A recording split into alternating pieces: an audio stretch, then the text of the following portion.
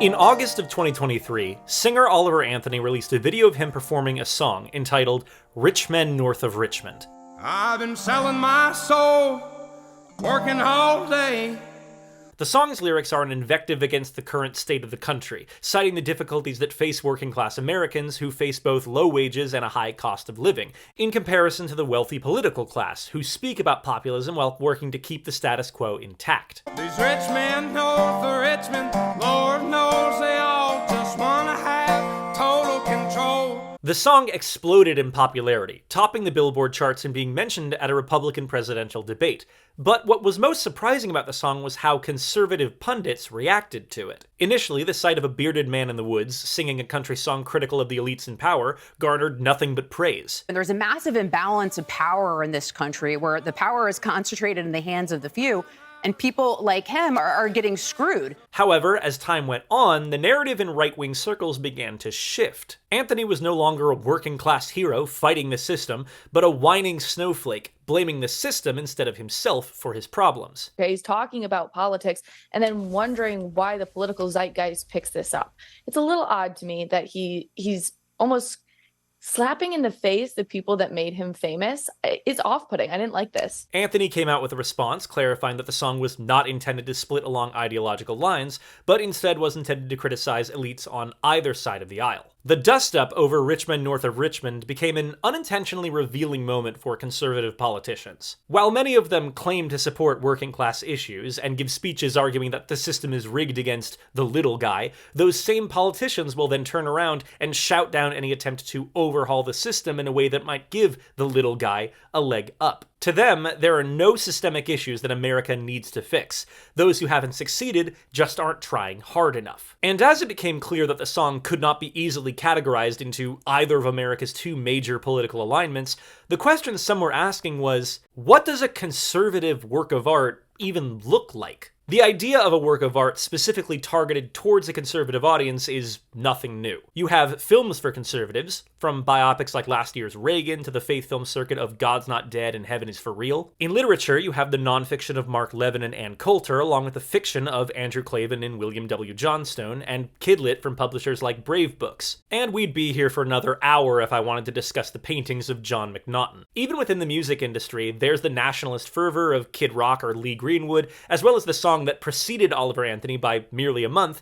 Jason Aldean's Try That in a Small Town. Some on the right might dispute these examples as only the most prominent or extreme ones and leave their own favorite films or authors or songs in the comments, but the point is, these works of art are out there. Maybe they're not embraced by the mainstream, but if you're looking for media recommendations for conservatives, these pockets of culture do exist. That is, unless you're looking for conservative theater. Now, before we get deep into this, yes, plays with a conservative lean do exist. The biggest name is obviously David Mamet, who not only writes plays that lean conservative, but is outspoken on right-wing issues. And there are other playwrights who wrestle with conservative ideology in their works. I would place both Samuel D. Hunter and Dominique Morisseau in that category, though neither are conservatives themselves. But the question remains, why is there no company dedicated to producing plays for conservative audiences?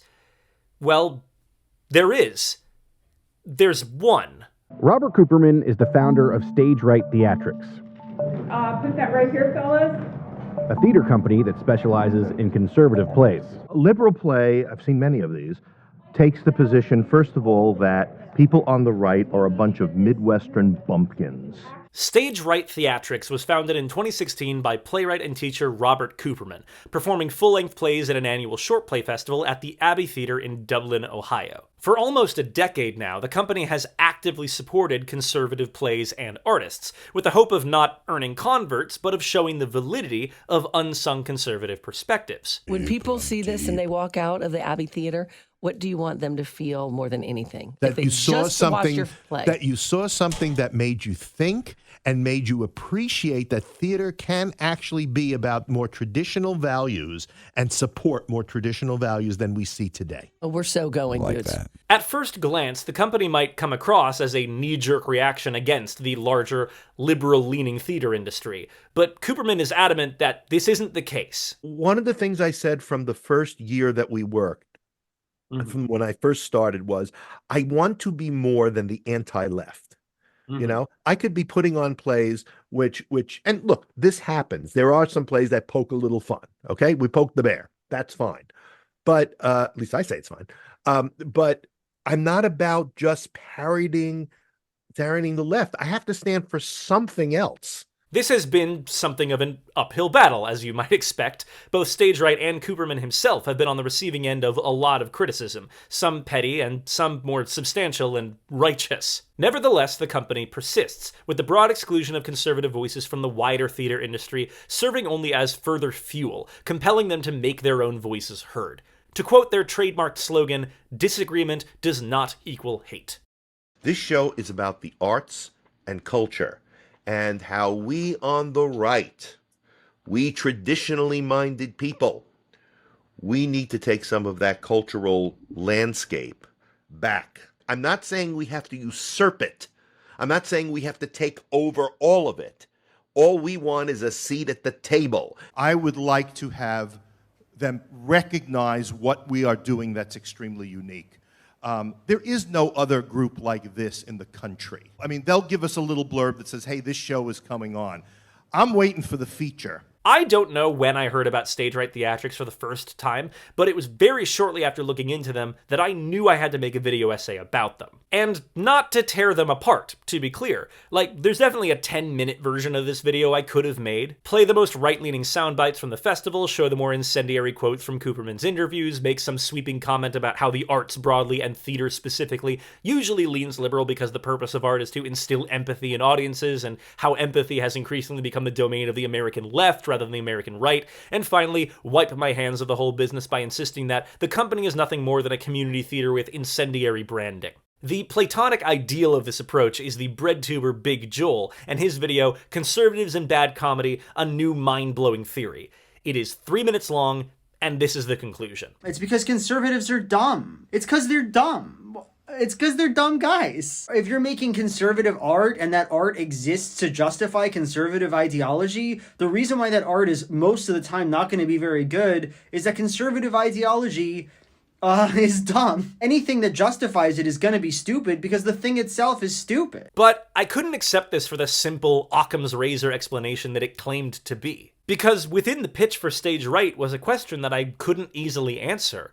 How is this company the only right-leaning theater in the nation? How is there not at least one more, something larger, something more established? Even if we did take conservatives are just dumb as our conclusion, that still wouldn't explain why this company is the only one around with this mission. Besides, arguably, the Kennedy Center. We'll get to that. And so, for the past 4 months, I've been taking the deepest possible dive into Stage Right Theatrics to try to understand what its goals are, how effectively it's achieving them, why this company is the only one, and what the place of artists who espouse conservative beliefs should be. And to give you a spoiler, the conclusion of this video is not that all conservatives are dumb, or that the company should be shut down. No, it's a lot more nuanced and difficult than that. I mean, look at the runtime on this thing. So, let's give Robert Cooperman the feature that he asked for and explore the right-wing world of Stage Right Theatrics.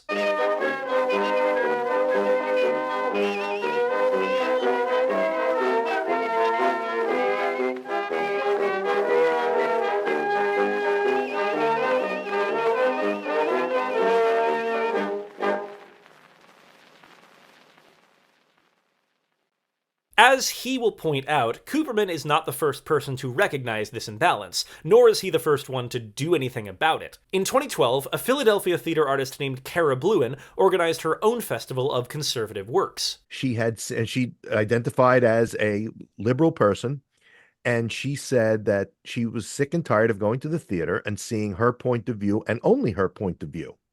So she decided to put on this Republican Theater Festival, which I think is a terrible name, because it shouldn't be affiliated with a political party. The Republican Theater Festival happened once, attracted some controversy, and then the world moved on. I attempted to contact Cara Blouin for this video, but she has since moved outside the theater industry and did not respond to my email requests. Still, she and her festival became the inspiration to create Stage Right Theatrics. So I interviewed her. And as I was thinking about it, and talking to her and her experiences, I said, Columbus it's got a big theater community. They've got an LGBT company, and they've got a Hispanic company, and they've got a Black theater festival, and et cetera, and that's all fine.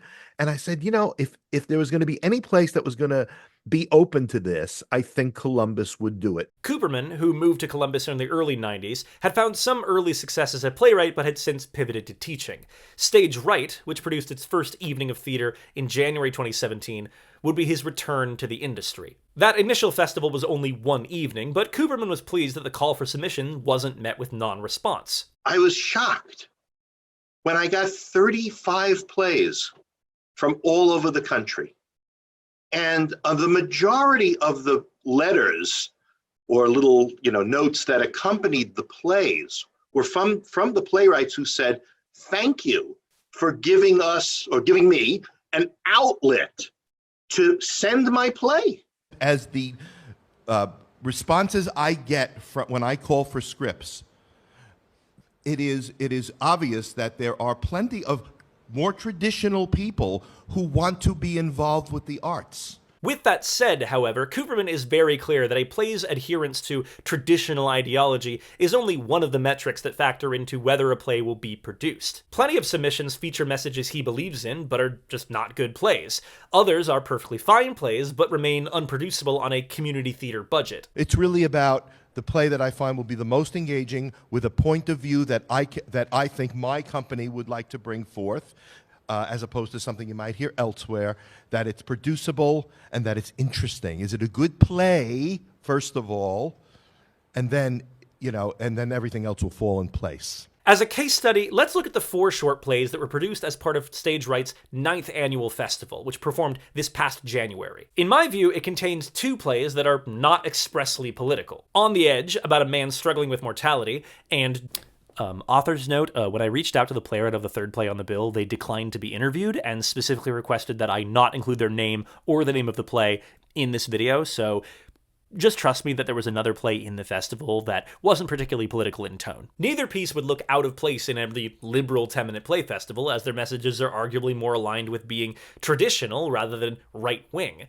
The importance of family, taking responsibility for your own actions, the difficult necessity of making hard moral decisions. The other 2 plays are closer to what an outsider would expect from a company calling itself Stage Right. Children's Literature is a play about book banning, more specifically about how liberal school boards are having classic books like Peter Pan and Gone with the Wind ripped out of libraries. It's like they think I'm going to read a book about racism and suddenly become a racist. The last play, The Effects of a City Council on Mary Zimmerman's Metamorphoses, concerns a small theater company forced to censor all mentions of water, wind, and weather from Zimmerman's play, out of fear that they will offend people who believe climate change is real. Fill the pool with sand, Mrs. Galensky! Both of these plays are immediate standouts to liberal audiences, not just for their messages about censorship, but also for being constructed around outright lies. Book banning has largely been the domain of conservative school boards, not liberal ones, and no city council in America has passed any ordinance censoring specific words related to climate change. This divide between the relatively apolitical and the significantly blatantly political is also reflected in Stage Right's full-length programming. For every classic work, The Fantastics in 2023, Desire Under the Elms later this year,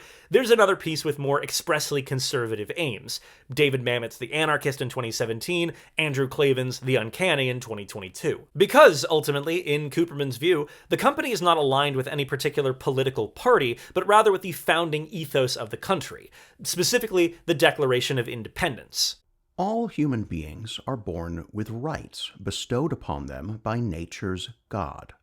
These are life, liberty, and the pursuit of happiness. We all, therefore, have these natural rights that precede government. Government's role is to protect these rights, not to provide cradle-to-grave assistance. The founders, particularly Madison, also recognized that we are guided by human nature, for better or ill. I want to present protagonists who search themselves to find fault within themselves for the conflicts they face. I want human nature to be the cause behind theatrical conflict. I want to present a world where nature's God exists and is accepted as part of the universe. This language comes from the company's website, alongside quotes from James Madison, Thomas Jefferson, and Robert Cooperman himself. Although, even with these tenets made clear, the company still faced criticism from people claiming that any conservative theater company must exist to promote hate speech and demonize outsiders. But this isn't true. As Cooperman writes in conservative news outlet The Epoch Times, where he is a contributor, if it's okay for people on the left to protest what they see in society, to make fun of what they see in society, to pose what they see as troubling in society as a problem, then why can't people on the right? The conservative point of view should not be considered hateful simply because we disagree. Still, the label of conservative was simply putting too many people off. Cooperman had to come up with a new term to clarify that the company was more than just anti-left. It wasn't enough to say what he stood against. He had to say what he stood for.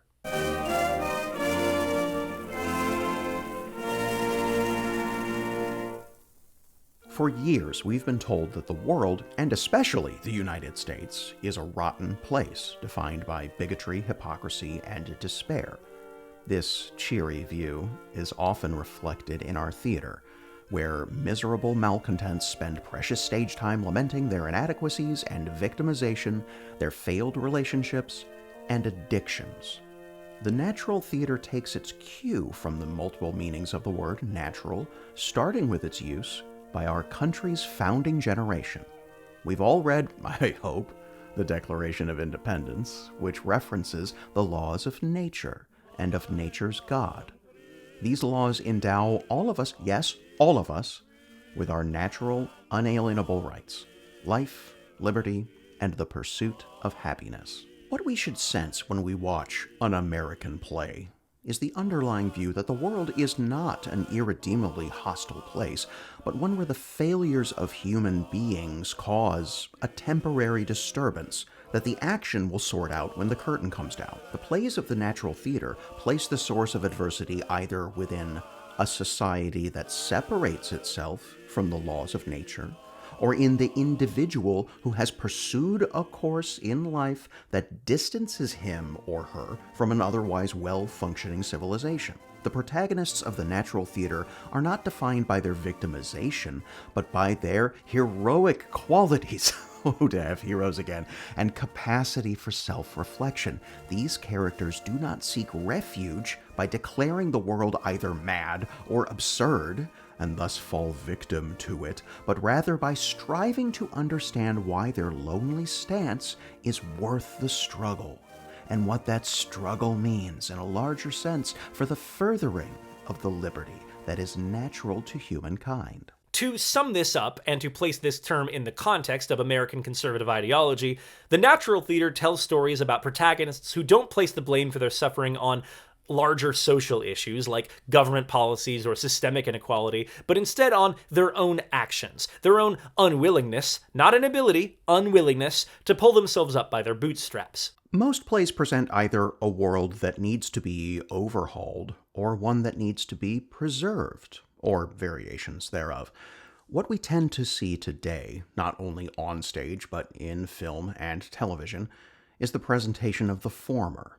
A world that demands the complacent re-examine their long-held traditional beliefs in favor of a new, enlightened utopia. Less common is the depiction of a world that attempts to reclaim the lost, or rather discarded, values of the past, even within the context of a brave new world. Let's take a look at one example, existentialism. Do you know what that is? Existentialism, on the one hand, it's very liberating for some because the existentialists say we are basically free. We are totally free. Because of that, we are often within the world of anxiety, dread, and terror. There is no rhyme or reason to the world, and we therefore must infuse the world with meaning that does not exist outside of us. All right? And if you see that as depressing, it is. But the problem is when that comes to define an age, and that has come to define our art in so many ways, we don't want that to be the dominant narrative, especially in a country like America. Every institution, every philosophical belief that created this nation is opposed to that kind of thinking. So we should not be supporting that in any way, and that's what American artists are doing. All they do is complain, right? Well, we've got to be better than that. And we are better than that. You'll notice all the people who are saying America's a terrible place never leave America to find or found something better. And I think that's an important point. I like myself for saying that. Now, while you might disagree with his assertion that all modern liberal plays are about godless suffering and blaming your problems on society, this is a statement of what Cooperman stands for, beyond being conservative. Stage right presents stories where a protagonist's problems stem from their own actions, where suffering leads to life lessons, and where the greatest achievement is to take a life out of balance and return it back to how it was before. This is something we can work with. This is a lens through which to view stage right's output, a way to measure apolitically if they're achieving what they set out to do. So, what plays does Cooperman cite as examples of the natural theater? He's actually a bit spotty on examples, but reading his Epoch Times articles, he seems to focus on two broad categories: the Greeks and early 20th century American realism, specifically Arthur Miller. He also likes Our Town, a play where, according to Cooperman, there is no new world to look toward, but rather the continuance of an existing world, which suits everyone just fine. Those may seem like sparse examples, but what's even sparser is the list of depressing liberal works that the company is positioned against. Aside from Aaron Sorkin's adaptation of To Kill a Mockingbird, which Cooperman criticizes for stating that systemic injustice exists, he never cites any examples. So, when I interviewed him, I had to ask about it. Can you give some examples of modern pieces that are aligned with that, like Theater of Misery style? So the one I always point to is Next to Normal. The whole idea that life is so miserable that the best you can be is maybe next to normal. It just didn't sit well with me.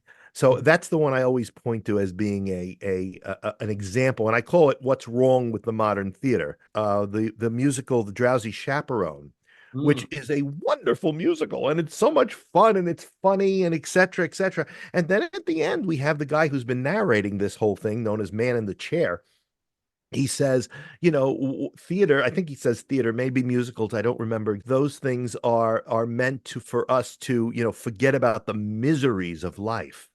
And I'm like, that's why we go to the theater? Because otherwise life is miserable? There's got to be another way to think about this. Let's put forth that there is some hope. There is some meaning. There is some redemption available to us. And I don't necessarily mean religious redemption. I'm just saying, redeem ourselves. Now, look, granted, I'm not a theater reviewer, so I'm not going to every show.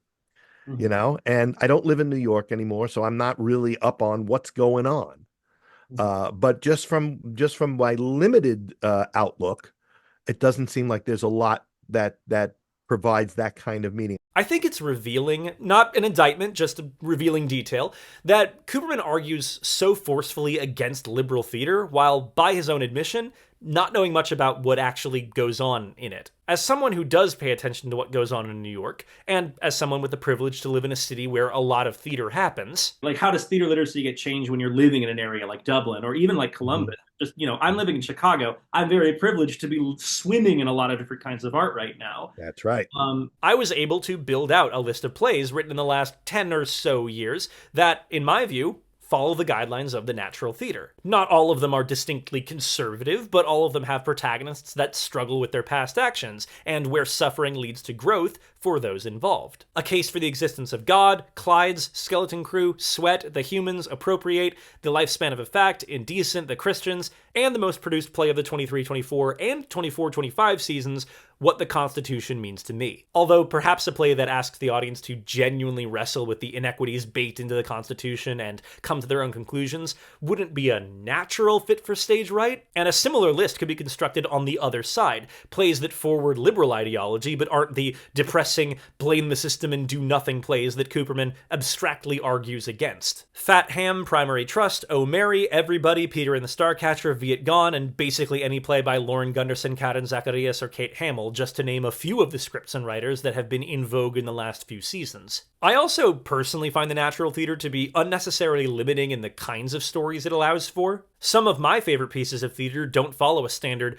hero overcomes adversity mold, but still see human beings as redeemable. Plays like The Laramie Project, musicals like Come From Away, hybrid pieces like London Road. I have a soft spot for works of theater that are portraits of communities rather than individuals. And other people will have their own preferences, not all of which align with Aristotelian structure or Campbell's hero's journey. My conclusion here might be obvious to the casual observer, but it bears stating outright. Rather than serving as an apolitical definition of conservative theater, the natural theater is just a way of depersonalizing Robert Cooperman's own desires for what kind of plays he personally wants to see. Now, to be clear, that's fine. Obviously, there are a lot of people who agree with him, and he's free to curate the plays at his own theater company in accordance with his own tastes. But as we keep discussing this, hold that thought in the back of your head. The natural theater is not a synonym for conservative theater, it's a broad term for a style of storytelling that Cooperman thinks we need more of. What this really boils down to, ultimately, is the desire to have stories with capital M meaning again. Stories with a moral backbone about good people encountering adversity and growing from the experience. We reject victimization as the cause of conflict, and we substitute dismay and meaninglessness with hope and redemption. What we are about is reintroducing, reestablishing Western culture to a nation that has chosen, for some reason, to reject it. At least that's what we see in the mainstream, right? This American experiment, not so good, right? Well, we think it's terrific. We think it's the only way to pursue life and liberty. America is the greatest country on earth. We need to live that and not sit and wallow in misery about what we think we should be. I could tell you what we should be. We should be something that we used to be. Cooperman's view, and the view of many conservatives, is that liberal theater has abandoned morality for depressing stories about how the world is systemically unjust. Which, of course, they disagree with, not just because it makes for bad theater, but because it is, to their view, untrue. Sorokin's view is that racism is endemic and systemic, and that there is no hope for those who perpetuate bigotry, and that we must remove racism from society by any means necessary. Racists are everywhere, even in a population consisting of allegedly good people. It presents a 1934 American South as a reflection of contemporary America, a false and unfair comparison. We are a much better nation now for having removed the shackles of institutional racism 60 years ago.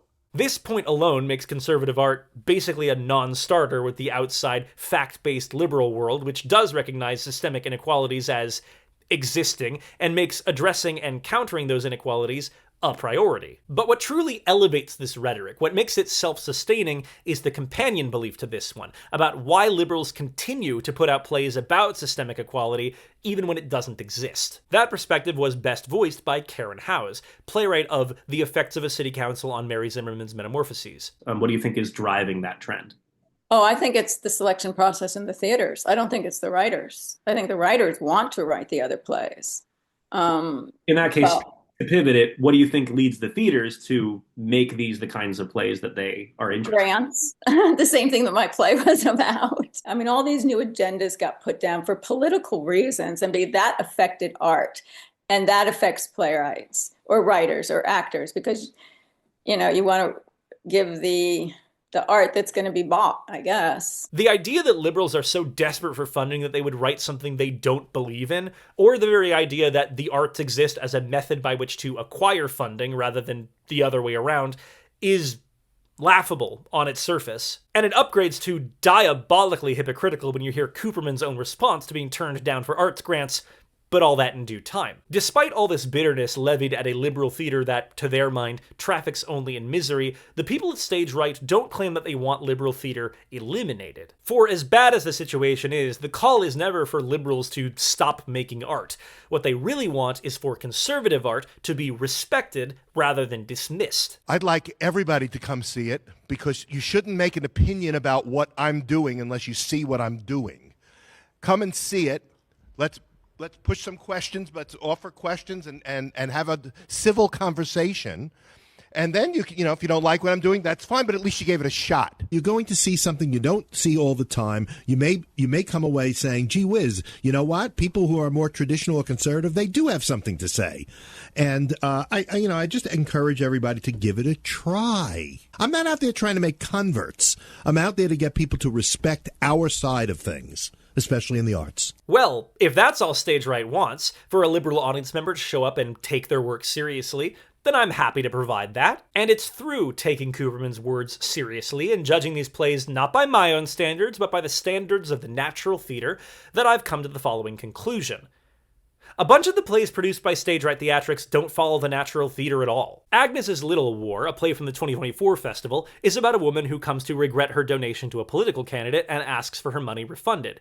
In response, a staffer from that candidate's office arrives at her house to intimidate her. He traveled around the country, was in the newspaper, showed up on television. Well, it is what people do when they run for office. It's arguable that the protagonist here did take some action, but there's no overcoming the adversity or returning to stasis. She tries to stand up for herself, and the system itself pushes her back down. The effect of a city council from this year centers on an older actress suffering the indignity of being passed over for the role of Aphrodite, and not just by anyone, but by a transgender woman. You put a man in the role of Aphrodite! She means Vernon Hudson. But her name is Veronica. No, it's really not. And while she does take action to overcome this slight, the conflict in the play is not rooted in her own actions. It's just an actress who feels she is entitled to a lead role, acting as though being passed over makes her into some kind of victim. But the nadir among works that refute the very idea of the natural theater is A White Russian from the 2024 festival, in which a man attempts to order a White Russian at a bar,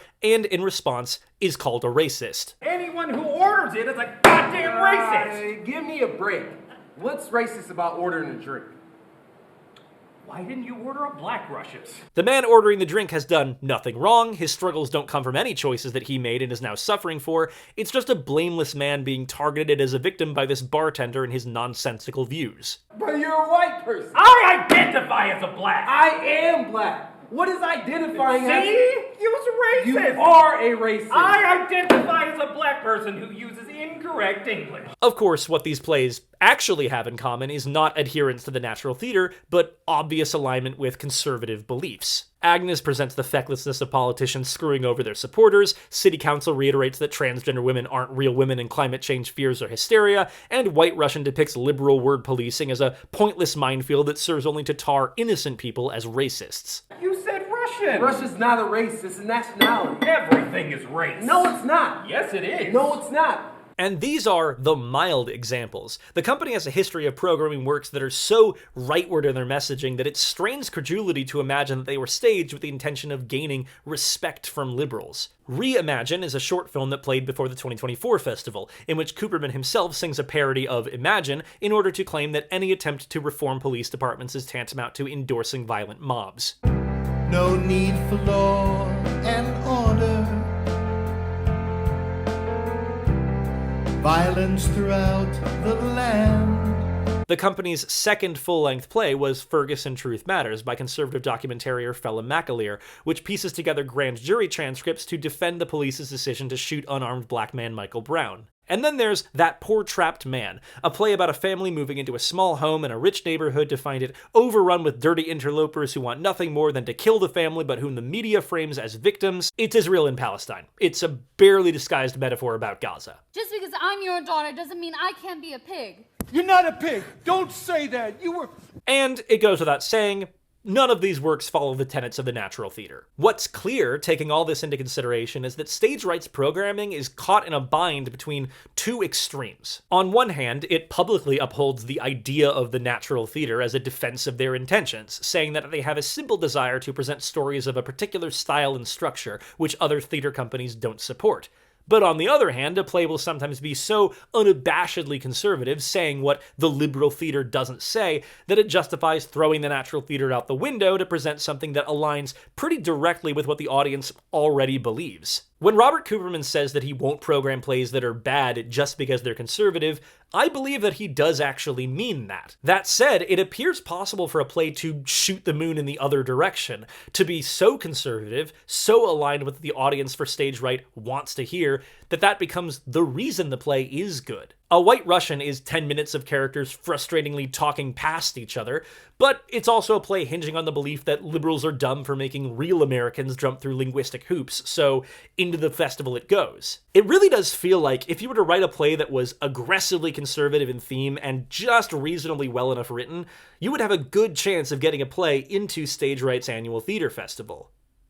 And right around the time that I realized that, last September, I saw the call go out that Stage Right Theatrics was looking for play submissions for the 2025 festival. And as soon as I put the idea together, I told myself, I'm not even going to make this video essay unless my play gets picked.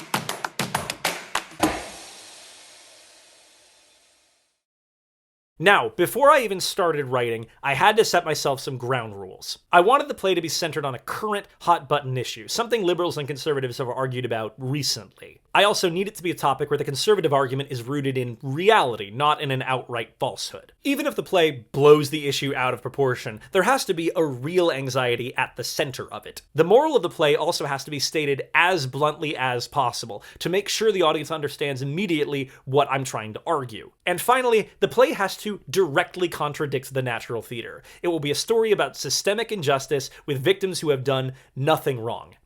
Except in this play, the systemic injustice will be tweaked to target conservatives. I also set 2 practical limits. 1, I wasn't going to write actual hate speech, so the topics of immigration and transgender rights went right out the window. And second, I couldn't write a satire about liberals acting dumb, because, to be honest, I was worried that if I tried to, I was going to mess up the balance and end up just writing a play. And while it would be funny to see if I could get Stage Right to produce a play promoting liberal values if I framed the play as satirizing them, that wouldn't have felt like engaging honestly with the company. Because the purpose of this was not just to challenge how much Stage Right really followed the natural theater, it was also to challenge myself as a writer. Rather than just trying to troll the company, could I use the medium of right-wing theater to make a left-wing message actually resonate? Children's Literature is a 10-minute play about 2 students, Leah and Daniel. Leah is tasked with writing a book report with the limitation that her subject must be a book from the school's library. The problem, of course, is that the liberal school board has demanded that all the classic novels be taken off the shelves. Do they at least have some of the classics? Something like Catcher in the Rye? Oh, definitely not. The school board put it for depictions of children smoking.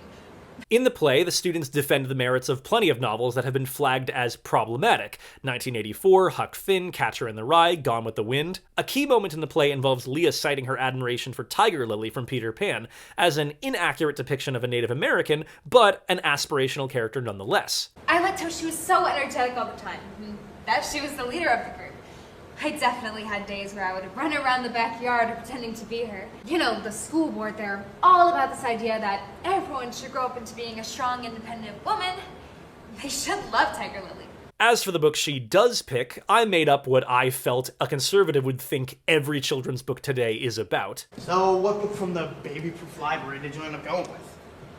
It's called Sophie and Her Mother's Girlfriend. It's about this girl whose parents get divorced, and then her mother starts dating a woman. Sounds like a kind of book the school board would approve. As bait for a conservative audience, it was perfect. That said, I was very careful not to go too far, to make sure the play was always rooted in disagreement, not hate. Leah voices her sympathy for liberal students, who, because of their trigger warnings, are being sheltered from the challenges of the real world. You know, you grow up in this little bubble where all of the dangers of the world are missing. In this little safe space where nobody offends anyone else. But what's gonna happen when you get to the real world? I was also careful that the students' disparaging of Sophie and Her Mother's Girlfriend was always directed towards the book itself and not the relationship contained within. The play even flat out has a moment where Leah compares herself to the protagonist of the book. In the and she gets along fine with the new stepmom. And I like it when things have a happy ending. She can see how happy it makes her real mom. And I do sometimes do things that I don't want to because it makes my mom happy. So even though it's not really something I could do, I sort of understand what she's going through. And then there's the message of the play. Ultimately, children's literature is a play about how book banning hurts kids, arguing they should be able to make their own decisions about what to read. There are plenty of quotes in the script that, if you turned the tables and switched all the proper nouns, could easily make it into a play about the stupidity of banning books about drag performers. I mean, if they are going to start banning every book they disagree with, you think that they need to learn some empathy. I made this message explicit in my program note for the play, cautioning the audience to see themselves not only in the children. Book banning has become an increasingly hot-button topic in recent years. Those promoting bans often do so in the name of protecting children, but the question remains how often these bans are driven by what makes adults uncomfortable, not kids. Can a desire to censor a specific topic or theme be hidden under the cover of acting for the public good? Children's literature depicts one extreme example, but these are questions we should all consider. After all, while the censors in the play lean liberal, school boards of any political persuasion can be guilty of abusing their power. May the play encourage you to trust children and their ability to make their own decisions on what to read. I submitted the play to Stage Right Theatrics on October 8th. I found out that the play had been selected for the festival on November 3rd. 2 days later, the idea of sneaking a play into a conservative theater festival suddenly became much more interesting. I was unable to go out to Dublin, Ohio for the rehearsal process. Ironically, part of the rehearsals overlapped with me directing a cabaret of songs actively celebrating queerness for a youth theater, so I had no involvement in the process of putting children's literature on its feet. The two directors, Joe Bishara and Danny Rodriguez-Hijo, cast the show without any input from me. So, luckily, I did not actually have to defend the play in a rehearsal room, or fumble my way through claiming that I actually believed liberals were trying to burn copies of Peter Pan. That said, the rehearsal room was apparently not immediately on board with the play. The actress playing Leah stated that she definitely disagreed with her character, and it became a challenge to identify what similarities she could lock onto. Not to mention, I found out afterwards that one of the directors, Danny Hijo, got part of the way through the process before sensing something wasn't adding up, finding me online, and figuring out that this must have been some kind of scheme. Oh, I would say probably halfway through the rehearsal process, and I'm like, no, this has gotta be a thing. This has gotta be some sort of mental gymnastics happening here. And then I looked at your resume online, and I was like, okay, confirmed. This is definitely, there's definitely something going on here, and it's very 4D chess of you. Still, the team for the show did an admirable job. The student actors committed to their roles, the few moments of humor landed, and the recording of the show that's on YouTube in full is watchable, if you can entertain the central lie at the heart of the play. Still, it did kill me that I couldn't go out to Dublin for rehearsals. It would have been great to meet the people working with Stage Right in person. After all, as Cooperman has said, you can't judge it until you're actually there. You know, one of the worst things is when I get lambasted in social media about who I am, what I believe, and what this company does by people who have never, ever seen anything we've done. You know? And I just think, you know, how could you do that? We have a playwright in the audience, Zach Barr. Where is Zach? Here's Zach Barr, who wrote children's literature, right here, all the way from Illinois. I'm going to walk like this, and now I just passed the bar. Okay. So right now, I am in a hotel in Dublin, Ohio. It is January 31st of 2025, and tonight, in about 90 minutes from when I'm filming this, I will be attending the opening night of the 9th Annual Conservative Theater Festival produced by Stage Right Theatrics, and I am doing that because I have a 10-minute play in the festival. And also, the only people on Earth who know that I'm here right now are the guy that runs the festival, Robert Cooperman, and my partner. Nobody else knows that I'm here. The thing I have to keep returning to is the idea that, like, I really am not doing this to troll Robert Cooperman or to troll conservatives. I have no plan of getting up on stage and being like, you're all bullshit. Like, you know, I don't want to do that. What I really don't want to do is take any focus. I don't want to be the main character of this event. I have attempted to be a fly on the wall as much as possible. I am very notably dressing in a way that does not necessarily communicate my transness. I am wearing pants, which is which is unique for me. I am here in good faith. I am here because Robert Cooperman said in multiple podcast appearances that he wants liberals to show up to his shows and he wants to engage in a conversation with them. Now, he's also been very clear about the fact that those invites do not come with any promise that he will change his mind, because he sees debate as liberals have the ability to talk, but I don't have to listen to them at all, which is not what debate is, but I'm not here to argue that. I'm here to do theater. I don't really know what's about to happen in the evening here with this show, because I'm attending today and I'm also going to be at Saturday. I should also say at this point, here I am in Dublin before the festival has even happened, and I'm already saying that I'm planning on donating my $100 stipend for this show to an organization providing relief in Gaza to Palestinians. This has been the plan since the beginning. It's always been the plan to donate the money, because I'm not doing this for the money. This whole trip has I've had to rent the car, I've had to book the hotel. Like, I'll remind you, I make no money on these videos. Like, this has been an expense to be here for this. But I'm doing this because Robert Cooperman asked me to take him seriously. I have been thinking as I drive here, like, what do I hope to gain out of actually physically being here as opposed to just having the play go up? And I think it's the fact that I want Robert Cooperman and conservatives, but especially him, I want them to see me as a person and not as like a symbol. What's really notable about the interviews that Robert Cooperman has done so far in his podcast appearances is that, as you might expect, they are mostly for conservative outlets that are not necessarily bringing up challenges to his ideology or to the way he runs his theater or to the details and anecdotes that he continues to bring up in multiple appearances. So I think it is going to throw him that my intention with the podcast is not just to celebrate Stage Right Theatrics as, this bulwark against liberalism and this, shining, light in the darkness, but more to actually question him on the necessity of the theater. Not that I think, again, to be clear, my goal here is not to get Robert Cooperman to admit or accept or, come to any conclusion that his company isn't necessary. That's not my goal here. But I do want to ask him about the edges of his beliefs and the edges of what he thinks this company does and can do and what its goals are. And that is going to probably be a different kind of interview than what he's gotten before. And it's the kind of interview that I can only really pull off if I'm actually here and he knows me as a physical human being in front of him rather than just a name on an email. Like, it's easier to empathize with someone. And theater is ultimately all about empathy. It's easier to empathize with somebody if you've actually physically interacted with them in the same room. I don't anticipate that people will come after me after this. Again, I'm not trying to take down the entirety of this company or its ideology. On every podcast appearance he talks about, he says that he doesn't just pick plays because they confirm to his political beliefs. He picks good plays that also deal with conservative topics.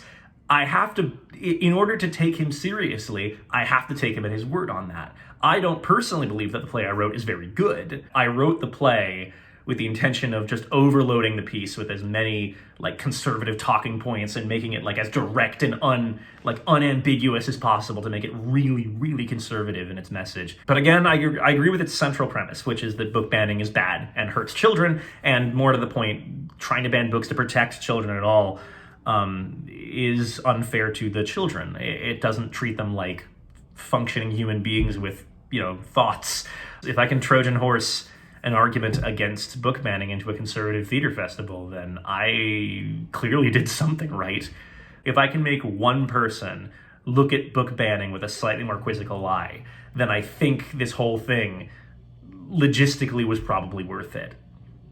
Monetarily, probably not, because it did cost a couple $100s to come here. Dublin, Ohio is a 6-hour drive from Chicago. While it's only about a half-hour north of Columbus, and close enough to be considered part of Columbus's larger theater scene, it feels distinct, its own small community beyond the larger urban one to the south. Their venue, the Abbey Theater, is located inside a community center within a park, surrounded by corporate offices, hotels, and parking lots. The auditorium itself seats, by my count, 199 people. At the opening night performance on January 31st, the attendance, not counting directors and myself, was 32 people. The following night, on Saturday, it was 41. Robert Cooperman and his wife Sandra ran the box office. Stage Right hosts a talkback after every single performance, which I participated in both nights I was there. Highlights of Friday night include the woman who said she had seen every iteration of the festival before, and this woman who tried to tee up an easy question about conservatives being discriminated against. My name's Desiree. I work for Turning Point USA. What has your local community response been to you being in a production like this one? Okay, what was the local community response? Or family or friend response? Or family or friends? Or how you're treated by other theater groups? Well, I can answer that one. The festival was just 11 days after the inauguration, but the topic of the new administration only came up once, more in passing than anything. The people who control the arts, I think, are, in my opinion, which is always humble, they are just doubling down. Why are they doubling down? Because they're PO'd that they lost. So it's no longer called the Conservative Theater Festival. It's literally just called, the theater, a theater festival. But, everyone knows that this is a conservative theater festival. That's not hidden in any way. I read the 10-minute plays that weren't mine prior to the festival, and I knew that two of them are relatively light in their conservatism. In fact, they're conservativism. They're not really. Two of them could very easily go up at any theater festival and they'd probably be fine. What's notable about mine is that I haven't reread mine since I submitted it. I forgot how directly I made that play about liberals being mad at conservatives banning books and then just switched all the pronouns around. It's or not pronouns, but all the proper nouns. My play definitely has two conservative characters who express a lot of empathy for liberals. I think the thing that I come away from the Conservative Theater Festival and Stage Right Theatrics concluding, at least after the first day of it, I'll be back tomorrow. The main beneficiary of Stage Right Theatrics, the person it is designed to benefit the most, is Robert Cooperman himself. He believes that he is owed so much, and he cannot stomach the idea that it's about anything other than his politics is the reason in the way. It can't be that his plays are bad. It can never be that. It has to be the fact that he's a conservative and therefore he's being criticized and censored. I continue to go back and forth on Stage Right Theatrics, what the goal is here and whether or not it's actually doing harm. Because on one hand, yes, I think that some of the plays in this, including mine, are probably not helping the world in any way because they are questioning some things that probably should not be questioned, are book bans good?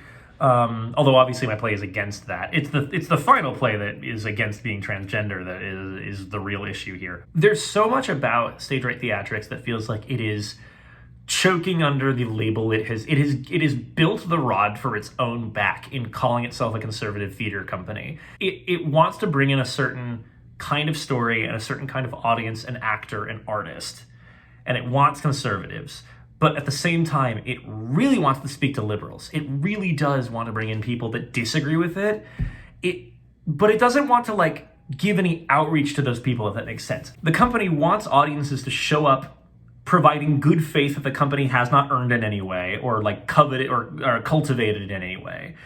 And, come in ready to listen and engage with these conservative talking points. Meanwhile, the people that run the company are completely unwilling to engage with any liberal talking points whatsoever. The large portion of these plays exist to reinforce the dominant narratives that conservatives tell themselves anyway. There's no real challenge to what they believe being presented. My play being maybe the only exception because it's about not supporting book bans, which they agreed with in the abstract, but I guarantee that if they encountered a story about a book ban that was banning transgender books or something, they would probably agree with it. I don't know that, to be clear. That is definitely a generalization.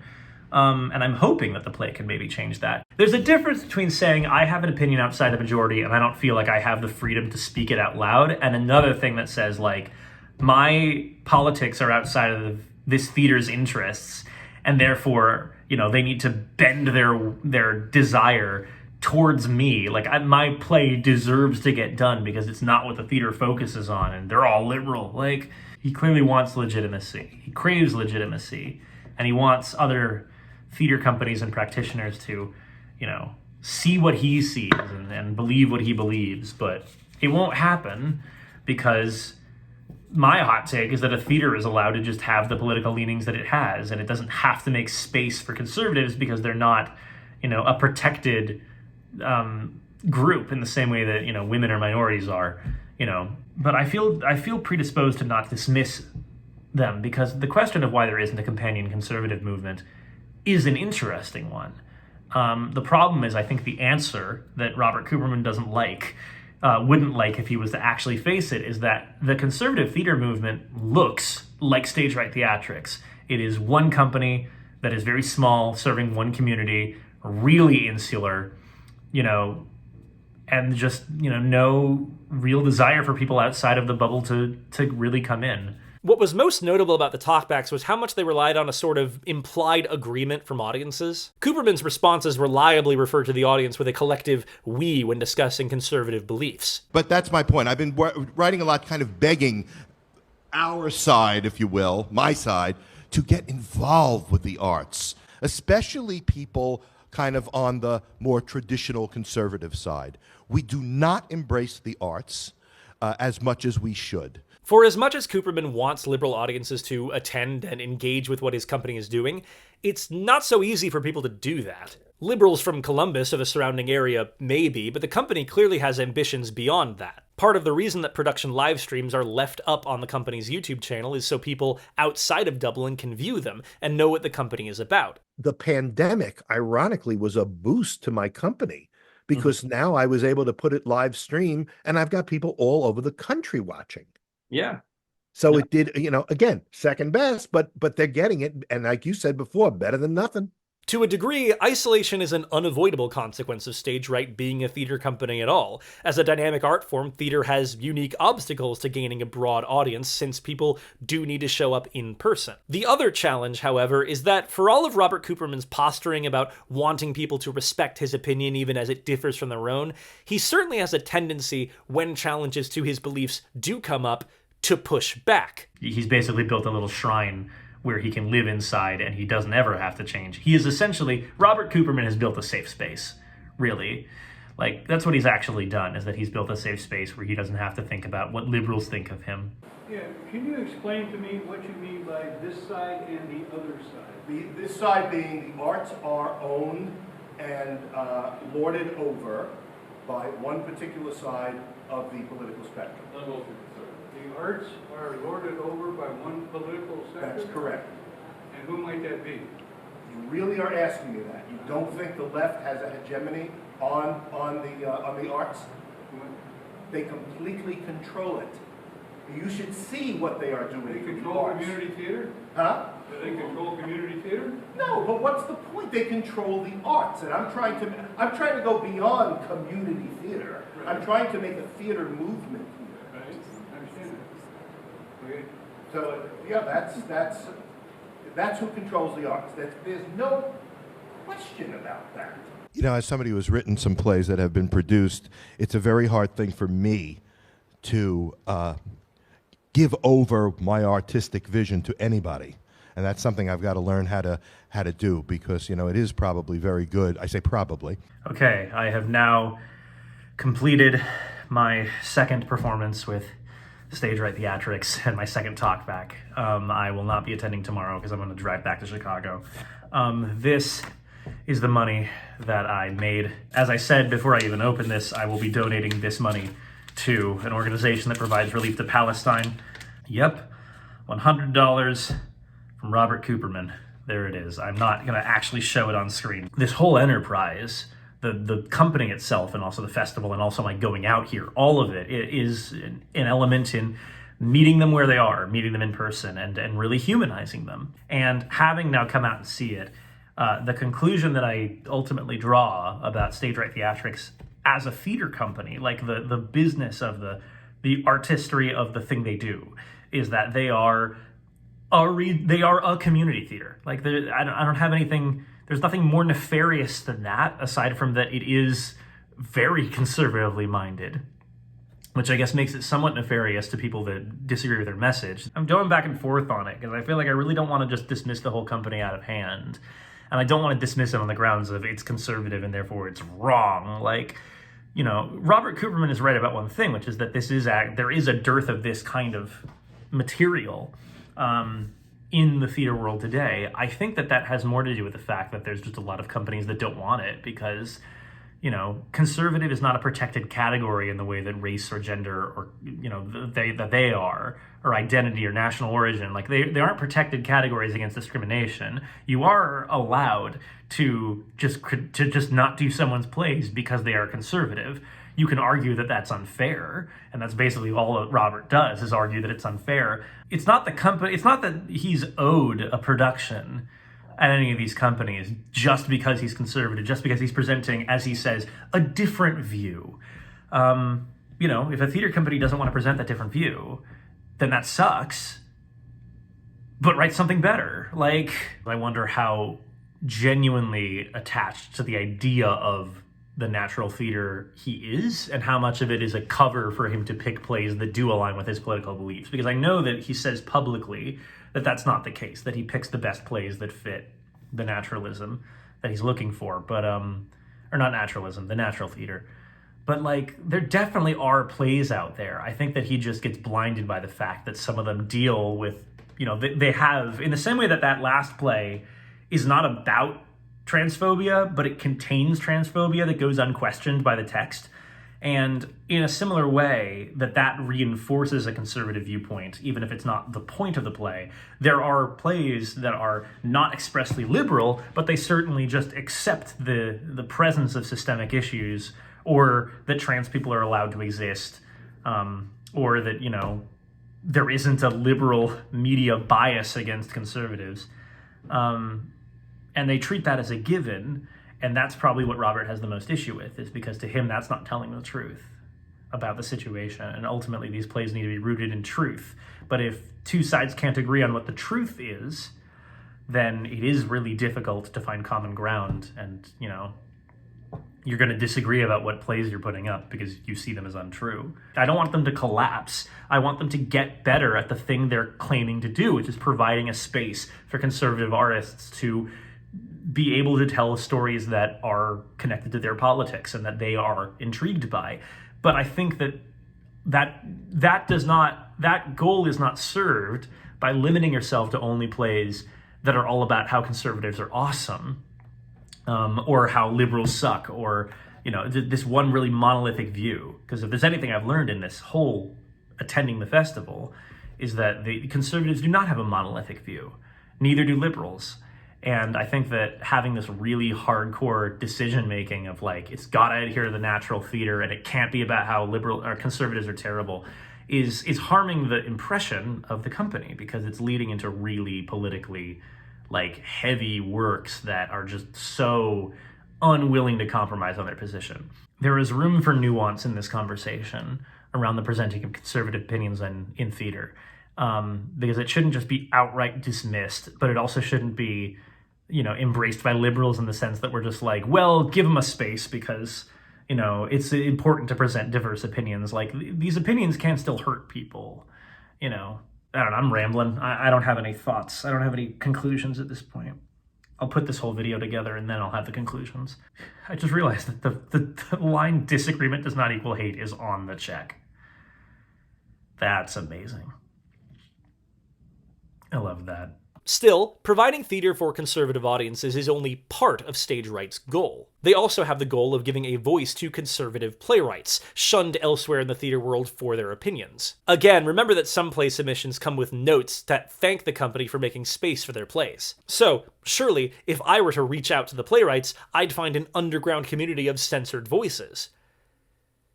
Right? During the talkbacks for the 2025 festival, Cooperman mentioned this anecdote about On the Edge, the first play on the bill. Rich Helms, who wrote On the Edge. I said I would like to do the play, and he wrote back to me. He says, well, you might want to think about that. He says, because Dorothea and I are liberals. And I wrote back, I said, why on earth, this is a literal quote, why on earth would I care that you are a liberal? I'm going to do the play because the play speaks to what I want to say. This makes logical sense when you consider it. Obviously, while the festival aims to curate conservative plays, not every play reflects the politics of its author. It would be unfair, arguably impossible, to add a litmus test to play submissions requiring the author to state their conservative bona fides. But then, on the third day of the festival, this came up. I will tell you also that the author of is also not going to go to any parties with me, political parties with me. Meanwhile, I also know that I'm not a conservative, so that makes 3 of the 4 plays in the festival this year, which begs the question, how many of these plays were written by conservatives? Do you identify as a conservative yourself? Not necessarily. I'd say probably very much of a centrist. I'm from New York. So when I was in New York, I used to say I was probably the most conservative one in New York, and now I'm in Georgia. And now I say I'm probably the most liberal one among my friends. I don't think of myself as having a conservative voice. That may or may not be true. I don't know. I mean, I have a different voice in different plays, but I thought that if this theater will make room for my little play, I'm happy. I'm happy. I originally planned on driving down, as I live outside Toronto and it is a 7-hour drive, but when Trump declared Canada a terrorist state and slapped large tariffs on us, that plan ended, so I streamed. My question on your play was, you made it that liberals ban books. The leading state for book banning is Florida, and no one would describe Florida as liberal. I would never support banning books, especially old ones like Mark Twain. I'll cut to the chase here. I reached out to all the playwrights from this year and last year's festival, and across the 9 writers represented, including myself in one play that was co-authored, Stage Right has supported 2 conservative playwrights. While Cooperman can talk about playwrights sending thank you notes, most of the playwrights who actually got selected for the festival were simply looking for play submissions, as playwrights always are. You know, you write something, you don't write it so it should stay on your laptop. You want it to go out there, that actors should act it, and directors should direct it, and audiences should watch it. That's the whole purpose of the play. I'm always glad to get my plays produced. Mhm. That's my take on it. I'll have friends of mine say, well, what kind of a theater is that? Or, well, why do you respect their opinion on it or disrespect? And I'd say, I want it produced. I don't write for my desk here. I write because I want the plays out there. An email came from NPX about Robert's show. Without checking out the show, I submitted. When I next day saw the right slant, I considered withdrawing my submission. I've never thought of myself or voted conservative until recently. But everything's shifted, so it's been kind of mind-boggling for, I think, people. But a lot of playwrights I know, just write plays, so. That last one, Karen Howes, is one of the 2 playwrights identifying as conservative. The other is Joshua Denise, author of, unsurprisingly, A White Russian. And I took a break from theater for 30 years. And then after 30 years and my children are grown up, I had extra time. So I started having all these ideas for plays and things like that. 30 years gap, a 30-year jump. I have to get used to the idea of I don't have to mail things and with a self-addressed stamped envelope. Mm-hmm. I can actually do everything online. What's most interesting about them is not just their political alignment, but how they got involved in the festival to begin with. Most of the other playwrights simply had a play that vaguely fit the natural theater and submitted it. I was apparently the only person to write a play specifically for the festival. Howes, by contrast, learned about Cooperman first through his Epoch Times articles and later joined the arts advocacy group FAIR, of which Cooperman is a member. And then what was the impetus to then say, well, now I know who Robert and the company is, I'm going to send a play in for the festival? He asked me. He asked me to send a play in. I didn't know really about his festival. I had stopped submitting several years ago for things because I got so tired of the boxes. Checking the boxes, so. Denise, similarly, did not appear in the 2024 festival out of nowhere. He had an earlier play in the 2021 festival.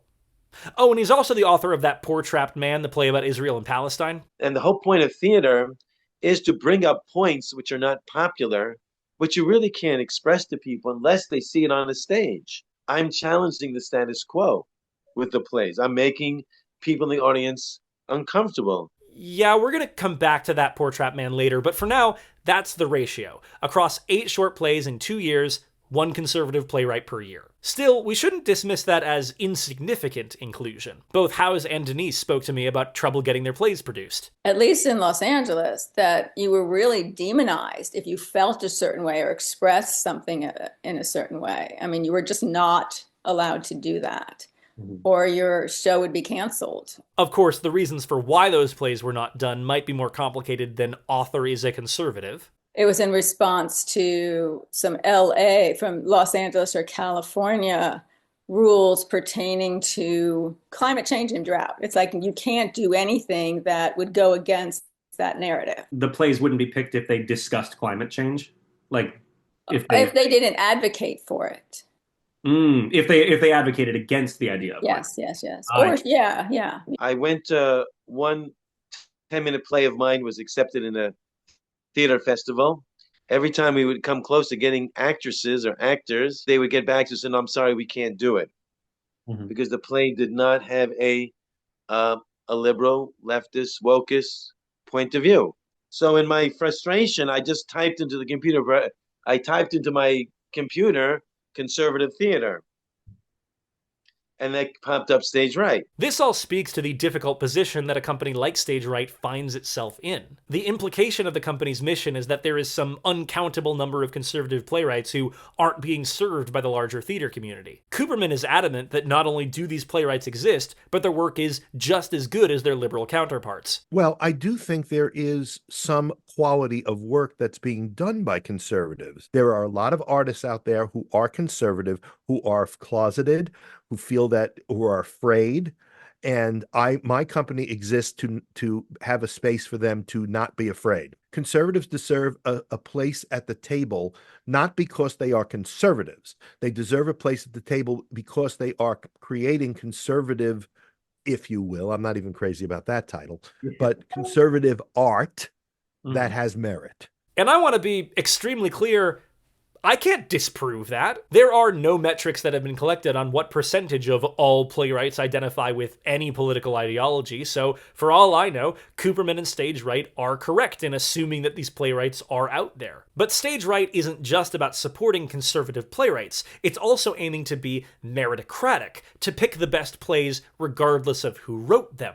So what does it say about the state of conservative theater that this attempt to pick the best plays results in a balance of only 2 out of 8 plays being by conservative authors, with one of them being submitted by request? Plus, when you assume a large percentage of liberal writers aren't bothering to submit because of their disagreement with the company's politics, we have to assume that the actual ratio of liberal to conservative writers is far, far wider than just the 3-to-1 seen in this festival alone. And this doesn't even account for the fact that even among the playwrights who are conservatives, that doesn't necessarily mean they're trying to be conservative playwrights. You know, you write something, you don't write it so it should stay on your laptop. Like, who cares? But a lot of playwrights I know, just write plays, so. This is obviously not an issue unique to Stage Right. The balance between picking the best people and trying to redress historical inequality is an issue that's as much present for conservatives as it is for liberals. However, this is not the only place where it crops up at Stage Right Theatrics. We hold these truths to be self-evident, that all men are created equal.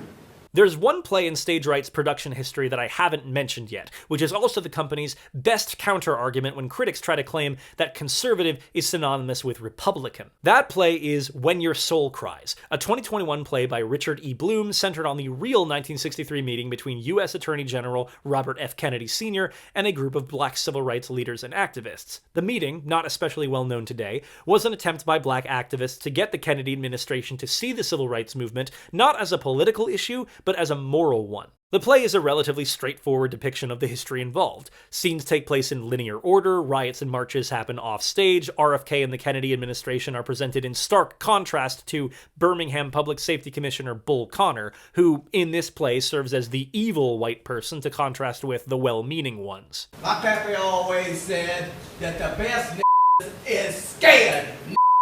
But while quibbles could certainly be made with the way the story is told, it is ultimately a depiction of the civil rights movement that valorizes the government more than the protesters. I will give the play credit that its discussions about the plight of black Americans in this time period are not simplified or dismissed. You have Negroes exercising their constitutional right, being beaten by police, and then arrested for disturbing the peace. So can we speak to the morality of racial equality minus any consideration of politics? As Cooperman himself will say, the question of why Stage Right, a conservative company, would present this play about black protesters and the Kennedy Democrats comes up a lot. And the answer, following the play, is an appeal to morals rather than politics. I think it spoke to the fact that black people in this country were treated like hell for decades, unfairly and unconstitutionally. This brave group of performers and authors who met with Robert Kennedy, I thought this was a wonderful thing. to have dramatized. The idea that a people would be told they cannot sit at a counter, they cannot vote, and they cannot go to a hotel that a white person is at. There is no true conservative who would not find that appalling. This seems an admirable thing to push forward, in line with the play's own arguments about the importance of the civil rights movement. Of course, that sits in some contrast with perspectives on today's civil rights issues, which conservatives tend to dismiss as illegitimate. And listening to Cooperman's own perspective, he does share that tone at times. We present plays that celebrate the individual who triumphs over adversity and does not see him or herself as a victim. You notice I didn't say them. On stage right, we have he and she, male and female. What is this world coming to? But now what we have is not liberals, but we have progressives and Marxists, and quite honestly, fascists, because people don't understand that fascism is of the left. You know, Hitler described himself as a socialist. So we've got to make an effort to patronize the arts that support what we want to do. The arts, you know, Hollywood's not supplying that, right? And you know theater is not supplying that. And you know many of our cultural institutions, like symphony orchestras, are very woke now. Reimagine all the people, forgetting who we are. This was difficult to square.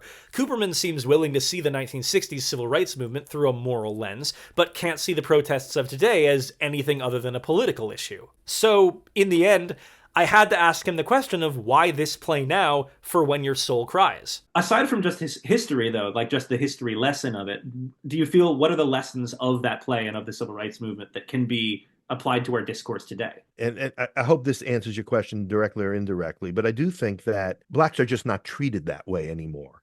Mm-hmm. And I think that I think that the black population needs to recognize that we are not all, even though they say it, we're not all dyed-in-the-wool racists anymore. We're not all, like those southern policemen. What disturbs me about it, about the black community, is that they it's almost as if, and please don't take this in the wrong way, it's probably going to come out poorly. You're speaking in first draft. It's fine. I get it. Yeah. Okay. Thank you. Right. Yeah. I'll revise. But I don't see that they have bettered themselves in a large way, and it's still relying on, look what happened to us all these years ago. And while there may be vestiges of some racism, and there probably always will be among people, I don't think there's anything that I can do that a black person can't do now. And so I just hope that people would take that this is now part of our past. It's a disturbing part of our past, but it's part of our past. And now let's go beyond that. We are quick to label any kind of disagreement with, say, another race as racism. I do not believe that this country is systemically racist anymore. Was it at one time? Yeah. Yes. But the last 50 years, it's not. We like the way things were. We wish it would go back to the way things were with some changes, okay? With some modifications. I'm not saying go back to the 1950s and start lynching and keeping black people out of the voting booths. We're not talking about that at all.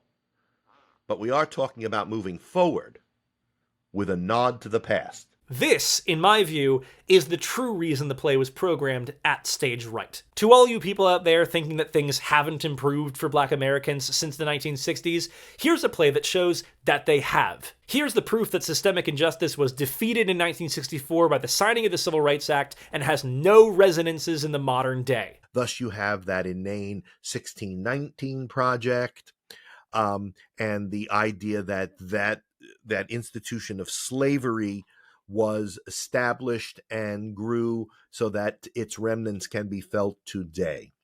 This is hogwash. We are appalled by the treatment of blacks in this country.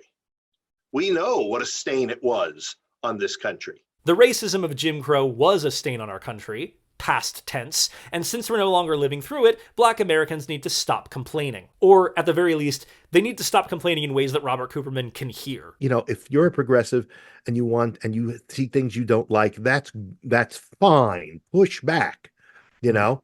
But you know, I just wish you wouldn't burn my flag. I wish you wouldn't take down my statues. I think that side of it, the progressive side, has gone way, way overboard. I think we saw that played out in the election because they just went too far. Or, to describe this play through the lens of the natural theater, these characters do not seek refuge by declaring the world either mad or absurd, and thus fall victim to it, but rather by striving to understand why their lonely stance is worth the struggle, and what that struggle means in a larger sense for the furthering of the liberty that is natural to humankind. What we should sense when we watch an American play is the underlying view that the world is not an irredeemably hostile place, but one where the failures of human beings cause a temporary disturbance that the action will sort out when the curtain comes down. Of course, this argument that historical injustices are mere temporary disturbances that emerge through the actions of individuals and can be removed just as easily is only ever levied at groups like Black Americans or LGBTQ Americans whose civil rights struggles have, in the conservative view, ended. The truly marginalized, however, can always blame the system for their problems. If you're out there watching this show, you know that your voice has been marginalized. The only marginalized people in the arts are the conservatives.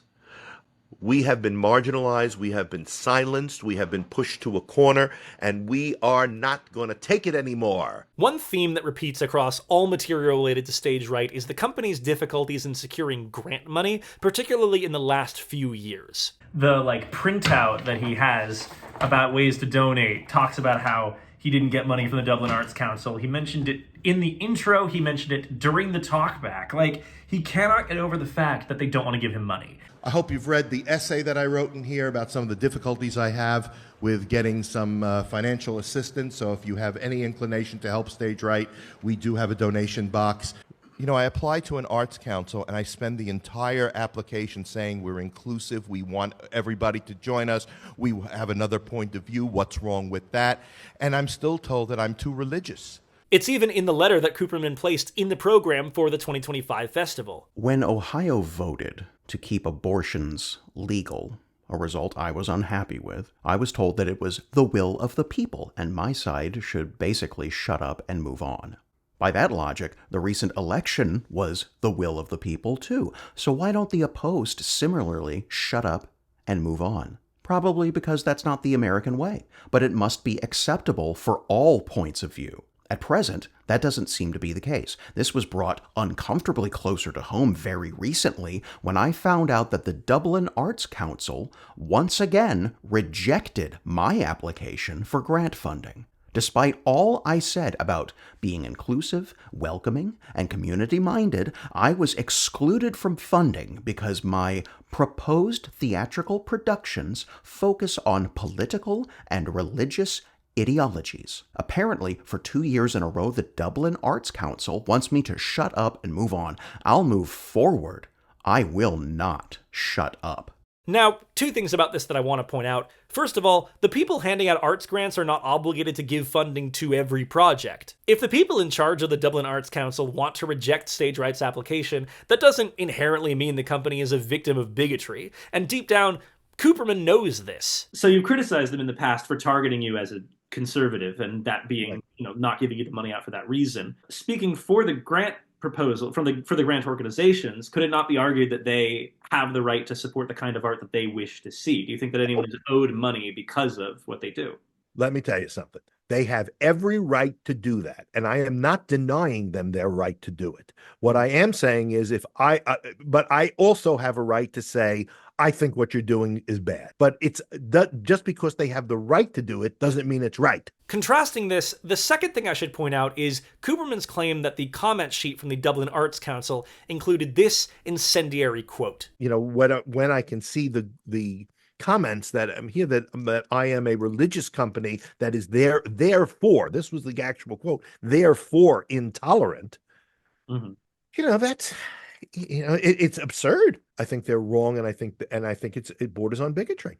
I haven't seen the comment sheet myself, but if that is true, then on this particular issue, I agree with Robert Cooperman. If the people in charge of the grant program take one look at the company and immediately equate conservative to religious and religious to intolerant, then that is an unfair equivalence to make. The company should be judged on the merits of what they are and the quality of their application, not what the organization assumes them to be. And to Cooperman's credit, he has not simply rejected this feedback and has adjusted subsequent grant proposals to be more in line with these criticisms. I have changed my grant proposals from when I started look a lot different than they do now. And I learned that how to best express these things and how to tune down some of the rhetoric that I used in earlier grant applications.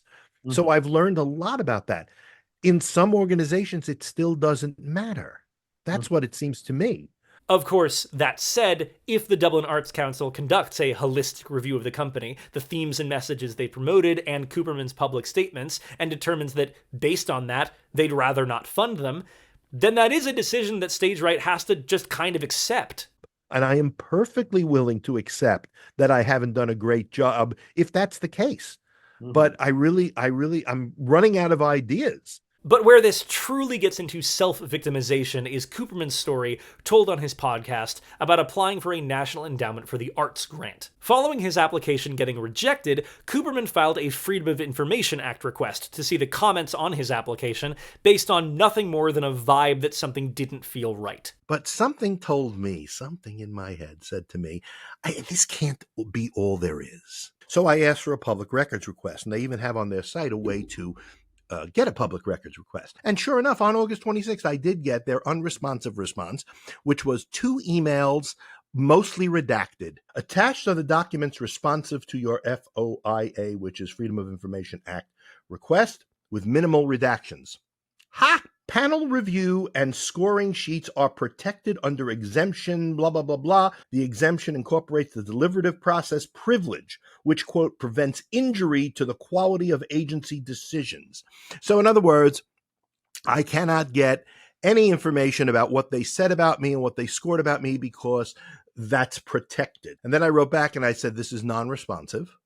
You're purposely hiding something. And they said, it is the agency's policy and procedure not to disclose the panel review and scoring sheets. Here it is. Listen to this. This is necessary to preserve the integrity of the agency's decision-making process and to allow panel members to freely engage in internal debate without fear of public scrutiny. So in other words, this Freedom of Information Act, where we're supposed to have, which is supposed to be, which was created so that the public can have scrutiny, can't have scrutiny. They have to be free from public scrutiny. So are they a public agency? They shouldn't be free from public scrutiny, right? I should know what they said about me. So I am going to appeal it. It's going to be an exercise in futility, but hopefully I can publish this out somewhere and talk about it, maybe embarrass them a little bit. I mean, I'm one little person and the NAA is, a monolith, but perhaps something can be done. They said that they do not have to give me a public record because if that public record makes them look bad. I'm being very pedestrian about saying it, but that's basically what they said. If it makes us look bad, we're not going to give you the public record. Mm-hmm. So, what do you think at that point? You say, well, they're probably hiding it because it's going to make them look bad. And there may have been some comments about what I'm doing and not how I applied for the grant. I would push back and say they did when you filed a public records request with them, they did send you something. It's just that it was mostly redacted. It was a couple of emails that were redacted. Yeah. Right. That's right. But again, what are they not sending me? When you send a public record, My understanding is you have to give it all, and you redact names, you redact social security numbers. I never heard of anything about it makes us look bad. That's what they told me.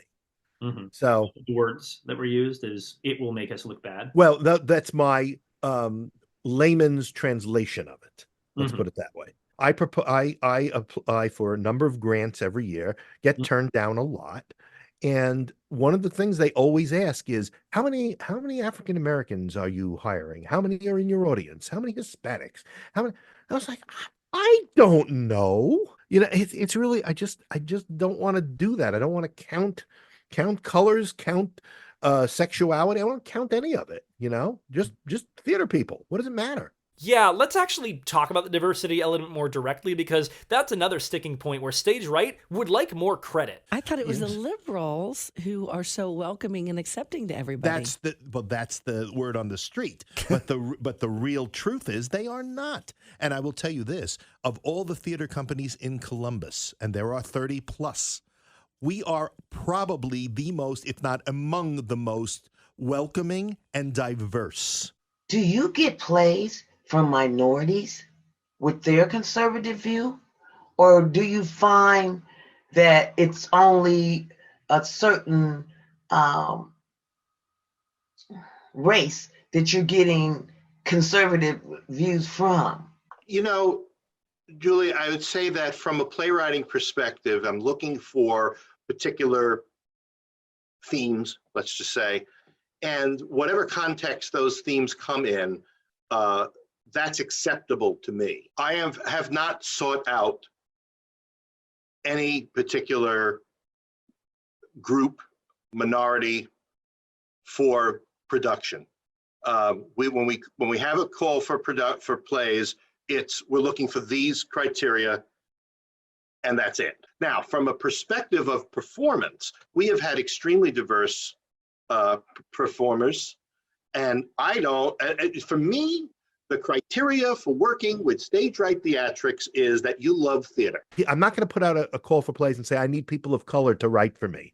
I don't think I get a lot. If somebody of color wrote a play that I really loved and I think will work for my company, great. See, Stage Right is caught in the same bind with diversity as they are with bringing in conservative writers. They clearly want diverse teams working on the shows, since it allows them to counter the outsider assumption that a conservative theater company would be built on bigotry. People have to understand that conservatives are not people with a drawer full of white hoods to put on. However, making any effort to draw non-white participants to Stage Right would be seen by conservatives as DEI, so they can't actually do anything to diversify the company, aside from mentioning that it sometimes is. Minority voices are more than welcome at Stage Right, but they have to make the decision to show up on their own. There was a part in the talkback where Robert Cooperman was talking about his, how he invites everyone to this. He said something like, we have the most diverse, we have diverse casts, we cast, race blind or whatever. I literally was sitting on the end of the line and I looked over at the rest of the cast, which was entirely white. The cast for this performance was entirely white. And we have had very diverse casts. We are accused all the time. We're not diverse. We're not inclusive. I hear this all the time.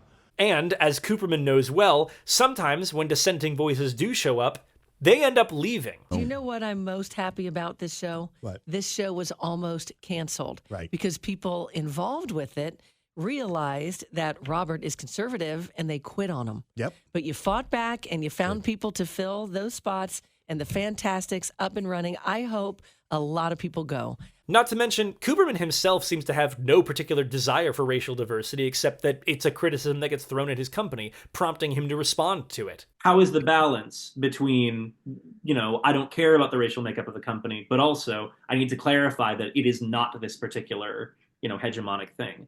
Why should it matter hegemonic if you're going based on just picking? Because other people make it matter.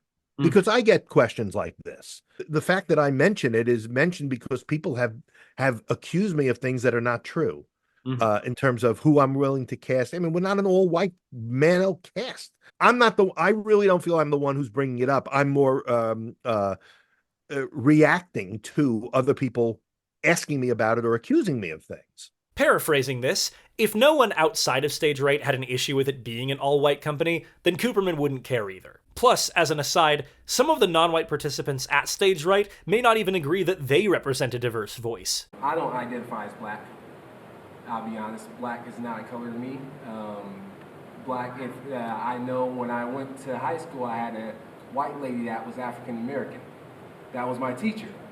So I didn't know what to really make of any of that. To be clear, that quote comes from this actor. I am black. What is identifying as? You was racist. To tie this all together, Stage Right Theatrics has encountered a number of problems over the years, and they have almost always placed the blame for those issues with the rest of the world, not themselves. They want a diverse group of artists to work for the company, but won't put out a call for black playwrights or question why a transgender actor might decide not to show up. They want to earn the same grant money that goes to the other theaters, but consistently claim that rejections are due to anti-conservative bigotry and rogue employees, rather than looking at the company's output for any hint of why people might not want to fund them. Even the Columbus Dispatch, the local paper, Stage Right has asked for them to include blurbs about their pieces, and the Dispatch has sometimes been wary of placing those advertisements. But it can't be because the content of Stage Right's pieces makes the writers at the Dispatch uncomfortable. It has to be because the paper is woke now. We weren't in the Columbus Dispatch this Thursday in their best bets or whatever they call them. But so we weren't there, but I was told that we would be in there. So I asked why, and the answer I got was that they weren't sure they were comfortable with what I'm presenting. I will not back down from what I believe and what I want this company to be. By the same token, I'm not going to be nasty to her. I'm just going to be very forthright. So I worked for the Dispatch for For 10 years I did. Okay. And so they're owned by the same people that own USA Today, Gannett Right. Corporation.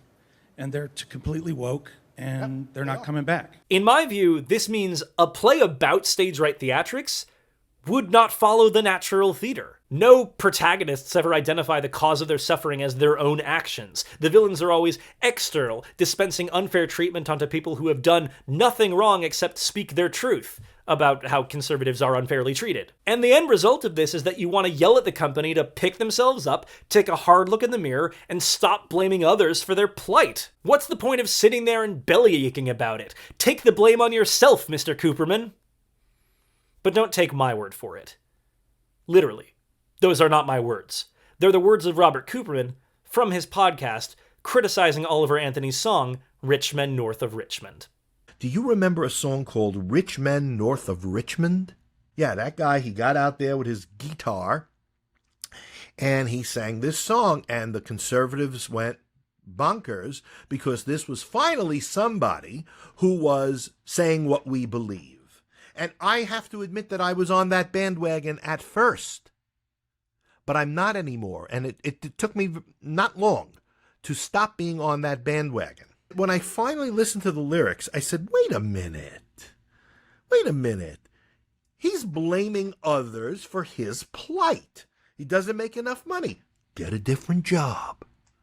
Mr. Anthony, if you're not making the kind of money you feel you deserve, get another job, get yourself some skills, and find another position. If it's not good where you are, move. I know it's very easy for me to say, but for God's sakes, what's the point of sitting there and belly aching about it? Because he's presenting these sort of conservative ideas, maybe, in a very left-wing way. And what did I mean by that? I'm a victim. I am not sympathetic to Oliver Anthony, because while you may be saying some of the right things, whose fault is that? Take the blame on yourself, Mr. Anthony. And we haven't heard from Oliver Anthony since then. Maybe people wised up. Nice try.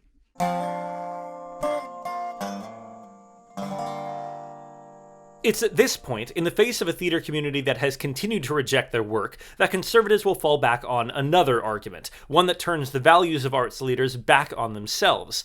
If you're so inclusive, then why aren't you including us? I go to different playwriting groups where they have calls for scripts. And you should see how many of them say, people of color only, women only, So if I come around and I say, okay, more traditionally minded people only. What? How dare you? You bigot. If you believe in diversity, then that should include all voices. So I am hopeful that that will be the case.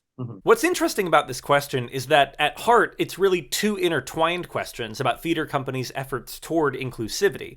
Why isn't it benefiting us? But also, why is it benefiting them? And in order to answer that, we should probably go ahead and define what it means for a theater company to be inclusive. It's a term that gets thrown around a lot, often as a self-evidently positive idea, but it can be a lot more pokey in practice than it is in the abstract. Also, full disclosure, this section got rewritten several times since I kept getting bogged down in theoretical arguments that were interesting and not entirely relevant to stage right theatrics. So if it feels like I'm skimming across this topic, you're correct. This could have been another half hour of the video. Also, for the sake of simplicity, this conversation is only covering inclusion in the context of programming, what plays and playwrights get selected, as that appears to be the kind of inclusion that Stage Right puts the most work into currently. In the abstract, the benefits of inclusive programming are pitched as mutually beneficial for all parties involved. Theater company leadership trends toward being majority white and male, unless actively involved in efforts towards diversity, so committing to inclusivity helps to make the programming of the company more varied and equitable.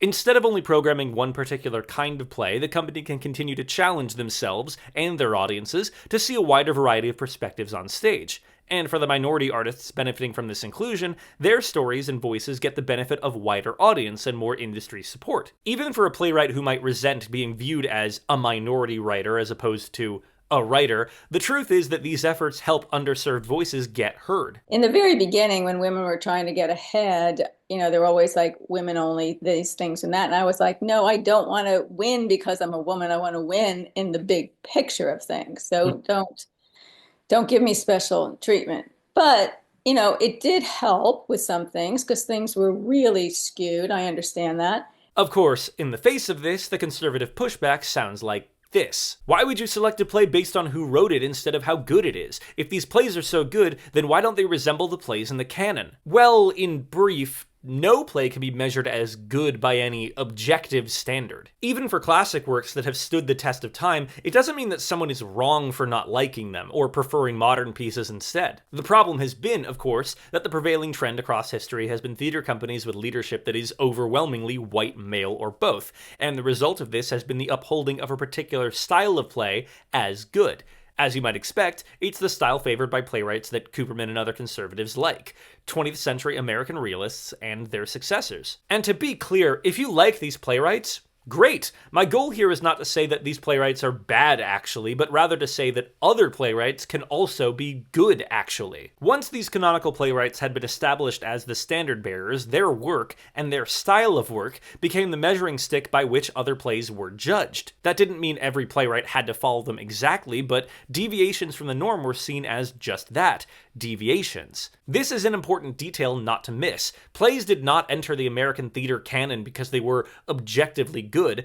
Rather, the canon was built through the perspective of arts leaders that saw this particular style of play as good. The canon only served to solidify and depersonalize that label. Suddenly, these weren't just plays people liked, they were plays that could be held up as empirically good. But, as I mentioned, the definition of what makes a play good has always been subjective. And inclusive programming, at its best, is not just about bringing more minority artists into the room, but about expanding the definition of what a good play is, to encompass voices and perspectives that have traditionally been seen as deviations, or as not following the rules of what makes a great play. Stories that might have been rejected in the past can now be embraced, for the very fact that they are blazing their own pathways, rather than following the old rulebook. That said, if you're someone who prefers the old rulebook, it can certainly feel like these liberal companies are only programming these plays because they're different, and not because they're good. This is, in my mind, another goal of the natural theater. Its insistence on a particular style of storytelling is a throwback to the traditional canon of works. It's an attempt to quantify what it is that makes a play good, to establish a measure of artistic quality that is not subjective, but objective, provable, unshakable. Good plays look like this, and the ones that don't count. This ties in with the conservative belief that anyone who claims to like this deviant, non-canonical style of playwriting is either lying, uninformed, or just doing it for the money. How can liberal arts leaders be holding up these plays that are, to their mind, measurably not good? After all, isn't every playwright trying to join the canon? But I do think that's ultimately the kind of plays that playwrights want to write or aspire to write. The plays that are Oedipus, right? That's what we all want to write, Hamlet. And the answer lies with the perspective of liberal theater makers, and the idea that what counts as a good play can evolve and grow. There is value in watching plays that challenge your standing perception of what makes a play good, because it encourages you to view the world through someone else's perspective. Expanding your viewpoint of what a great play can be allows you to see these works not as deviations from the canon, but as stories with their own focus, values, languages, priorities, worldviews, and tools, which, despite being different than yours, can still construct stories worth telling. To uphold these works as worthy of production is to uphold the perspectives behind them as worthy of empathy and understanding. I think the thing that Robert Cooperman really doesn't get is that, like, there are so many theater companies, liberal theater companies, that, like, do plays that are about minorities. You know, they do things about the queer community and about women's rights, and they do complicated, you know, plays around liberal issues. And, like, they don't do that because they think it makes money, or they do it because they feel like they're obligated to because the government is funding them, or because, you know, just for grant applications and stuff. Like, you know, those things can be factors, but also sometimes theater companies do plays about liberal values because they have those liberal values. Like, the people that run the theater like those stories. They really just do not believe that anyone could genuinely hold a liberal point of view on these issues. Like, it must be because they're being paid. It must be because they need grants, and, you know, it's what the government tells them to do, and, you know, they must know that all this modern art is terrible. Like, they can't actually have a feeling of real, genuine love for what I don't consider beautiful. And it's just, like, that's the real reason that there's no conservative theater company, is that, like, when you hold the belief that anyone who disagrees with you is lying, and that no one actually disagrees with you, they're just being paid to or pretending, or, like, you know, that deep at heart everyone believes the same thing, that there's no actual disagreement, then you can't really do theater, because you don't actually have empathy for the other people. In practice, as the notions of diversity and inclusion took on an aura of being self-evidently aspirational within the liberal space, the drive for companies to appear diverse became, at times, a greater priority than the theories behind it. Conservatives are not entirely wrong that some liberal theaters have absolutely curated plays by minority artists, particularly artists of color, for the sake of having a season be diverse, rather than out of some moral goal to challenge audience perspectives. The problem is, and this is important, good inclusion and bad inclusion can both look the same to an outside observer. Let's look at a hypothetical. Say you're the head of a theater company and you realize that the last few seasons have included no black playwrights, so you make a commitment to include a play by a black writer in the following season. How do you go about doing it? On one hand, you could make an active effort to find scripts you don't already know about and spend the following year reading 100 plays by black authors. Then, of those, you pick the best one, whose voice, story, and themes are resonating most with you. You may even find more than one play that you want to program for a future season. On the other hand, you could designate one slot in the season as a play by a black author, and then read the first 3 to 5 plays you come across until you stumble into one that's good enough to program and pick that. The quality of the play might not measure up to the rest of the season, but that's less important. What matters is that you found a play by a black author to include. When put like that, it should be obvious that the first option is the better one. It treats the play as worthy of inclusion for its own sake, rather than simply an obligation to find a script by anyone who fits a particular description. But consider the external picture, the way the audience will view the season once announced. Both methods will result in a season with a black playwright included. From the outsider's point of view, both seasons appear inclusive. This speaks to what makes good inclusivity particularly challenging. It requires not only a ton of unseen work, but also that the company not betray someone's trust that they're doing this for the right reasons. In the hypothetical before, the first option is the action of someone genuinely trying to expand their own knowledge of the theater, to widen their horizons to include voices they didn't know were out there and see them as worthy of inclusion. The second option is someone who just wants to be seen as doing the right work, and asks the audience to trust that they actually care and are doing the hard work somewhere behind the scenes. And there have unquestionably been examples of liberal theaters making a public claim of supporting inclusive programming without doing the structural work to support it. Look at the Geffen Playhouse's planned 2021 production of Paradise Blue, cancelled after playwright Dominique Morisseau was informed that the cast members were being verbally abused by the production staff. Or look at Victor Garden's hiring and firing of Ken Matt Martin, a company more committed to having a black artistic director than they were to actually following the direction that person wanted to lead the company. Neither example exists in a vacuum. While inclusive programming can be transformative, it can also lead to harm if not paired with real, behind-the-scenes work on the part of the companies implementing it. And again, this all relies on people outside of the company trusting that this unseen work is happening. Absent the public incidents like those at Victor Gardens and the Geffen, plenty of companies are actually putting in the work to make their programming truly inclusive. But if you already disagree with the notion of inclusivity, for example, if you're a white writer who sees all these plays by people of color getting done while your play goes unproduced, then it's very easy and tempting to abandon that trust and just make up a wild theory that the company hates your play because you're white. You know, I was talking to a very big theatrical agent the other day in New York. Companies don't want original plays anymore. They don't want plays written by white people. She says, I don't know what I could do for you. I love what you're doing. She said, but people in the arts would stay away from it. They don't want white. They don't want what? No, it's true. Which leads me, finally, to the other side of this coin. Why do efforts at inclusivity not include conservative voices? As a perspective that is truly not often heard on American stages, why isn't it being targeted for support? Well, as I said, the conservative perspective is rooted in upholding the past, in venerating the theatrical traditions that, historically, have already been supported by theater companies. Now, obviously not all of those canonical playwrights are conservative. This actor who had worked with me before, he came over and he says, hi, why are you doing Eugene O'Neill? I didn't think you'd do Eugene O'Neill. He was a lefty. Mm-hmm. And I just looked at him with a great disdain and said, so what? I'm not producing this play because of its politics. I'm producing this play to teach somebody about American history. But by arguing that all the great plays exist in the past and the goal of the natural theater is to return to that, the goals of liberal and conservative artists end up in direct conflict with each other. Liberal inclusivity is about moving the theatrical art form forward, while conservative theater is trying to move it backward. We're not about revolution. We're about evolution, maybe, but not about revolution. We like the way things were.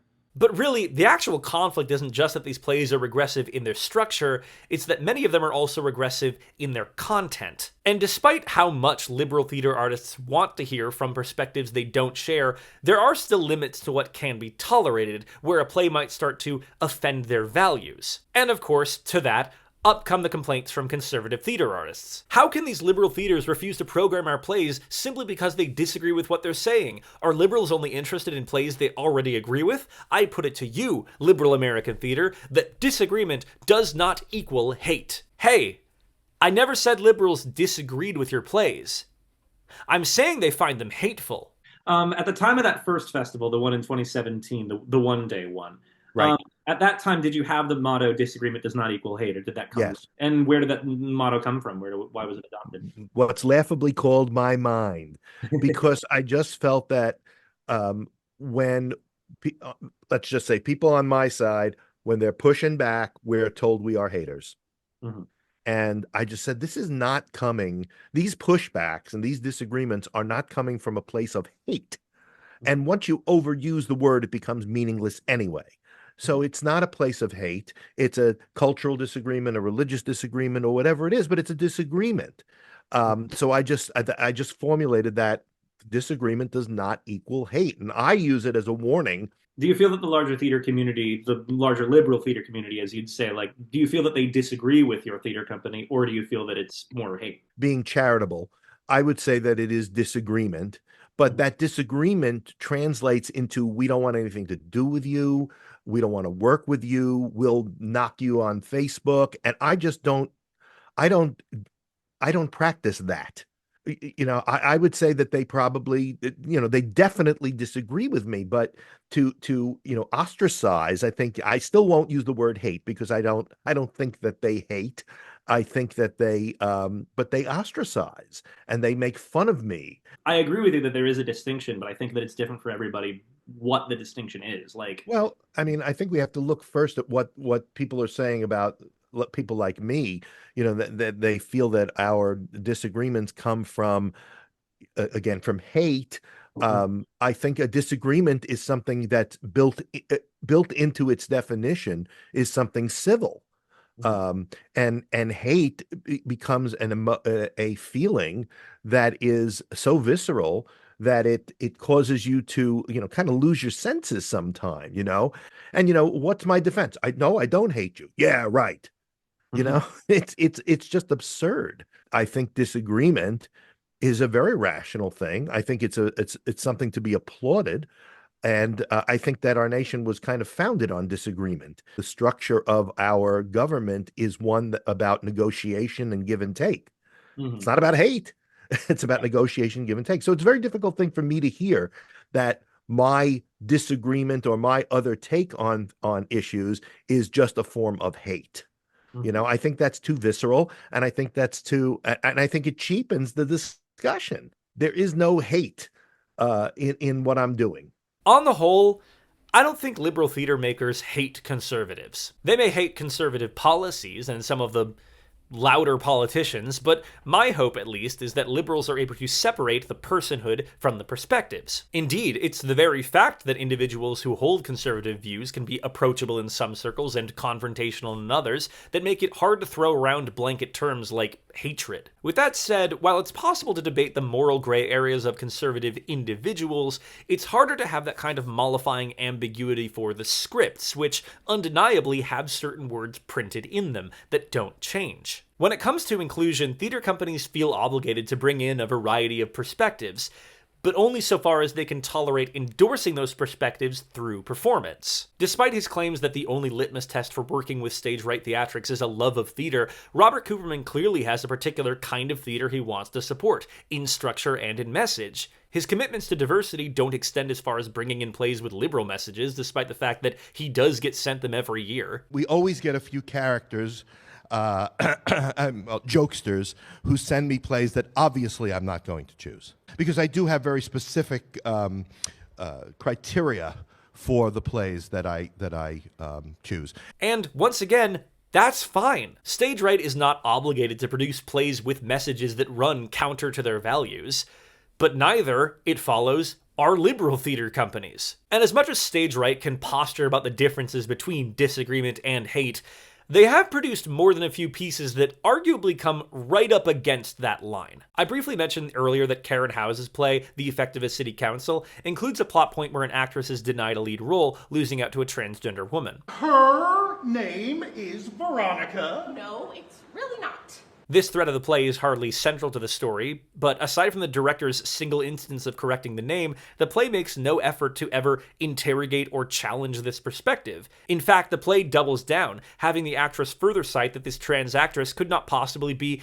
enough of a woman to play the role. She smells nice. I did the research. She smells like apples. Sweet apples. A man does not smell like that. I do. Now, when I first read this play, before the festival, I thought this might actually be a clever kind of inversion, the actress being mad about losing the role, and rather than accepting that she's not very good at acting, falling back on the easiest and laziest solution of blaming her inability to get cast on trans inclusivity. Just because the character was bigoted didn't mean that was the playwright's perspective. The problem, however, is that this isn't explored in the play. There's no recognition of the actress being wrong to denigrate and dead-name a trans woman. In fact, within the framing of the play, she's proven correct, with the casting of the trans woman itself being used to further implicate the director, who cast her not because she was better, but on the grounds of something diversity. So the play undeniably contains an implied hatred for transgender people. Now, having talked to Karen House, playwright, I know that her real-life perspective is more nuanced than this. More on that later. But it is in the play, and I think any liberal theater company that read this, saw that implication, and tossed the play out would be within their rights to do so. To this, some conservatives might say, well, that's not hate, the play just disagrees with transgender people. But that is hate, right? Like, you understand that disagreeing with somebody's identity is a definition of hate. If I wrote a play that disagreed with Jewish identity, that said it wasn't a valid religious practice, Robert Cooperman would be fully within his rights to declare that a form of hate. And I'm still told that I'm too religious. You know, I'm a secular Jew. You know, I don't know how religious I'm going to be. The point is, I agree with Stage Right Theatrics that disagreement and hate are different things. But the company is definitely guilty of treading a bit too close to that line for my taste, and I would imagine too close for the tastes of the liberals that it hopes will come see their plays and respect the difference of opinion. And nowhere is the line crossing into explicit hate more obvious than... Well, I said I'd come back to this play. But you refuse to take your brother in. Why won't you take your brother in? Because we want you dead. You hear that, kids? You hear that? Okay, listen to me. I have been trying throughout this video to be extremely even-handed in my treatment of conservative perspectives. More even-handed, I would imagine, than many of my leftist or liberal viewers would prefer I be. I know there are people who heard Robert Cooperman's comments about Black Americans in Part 6 and are mad that I didn't consider that the last straw. But I'm doing so because I'm trying to dance along that line between disagreement and hate, where I can engage with the perspective of Stage Right Theatrics rather than just outright dismiss them. Dismissing them doesn't teach me anything about where they come from and why they persist. So it's in that spirit of attempting to be almost unearnedly fair about this company that I want you to view the following statement. That Poor Trapped Man is the most hate-filled play I've ever seen in my life. We have threatening letters from every relative in America that say if you don't start talking peace to their liking, they're going to remove all monetary support. And if you don't talk peace, we'll all attack you. Burn your house to the ground, cut your heart out, burn you at the stake, and grind you into swine food. As a metaphor for the Israel-Palestine conflict, the play is absurdly blunt about its intentions, with paper-thin metaphors that paint the Jewish analogs as absolutely correct in their claim to the land, and frame the Palestinians as rich, dirty, violent criminals, not only unworthy of their own land, but unworthy of the pity of the audience. This deed from my father says that this is my house and the house for my entire family. You are not part of my family. This is my house. You stole it from me. I was here first. Well, the cockroaches were here first. Maybe we should give it back to them. What does it matter if he lives in this house? It's such a small house anyway. Very moving. It would help convince the world that we really do want peace. But there's a few of us that do.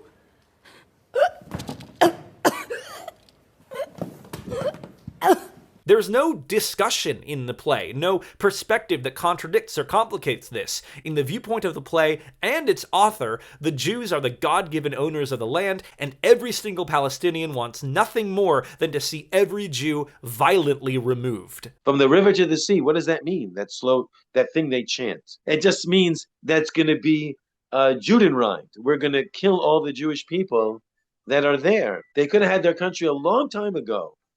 All they had to do was just say, we will live with you in peace.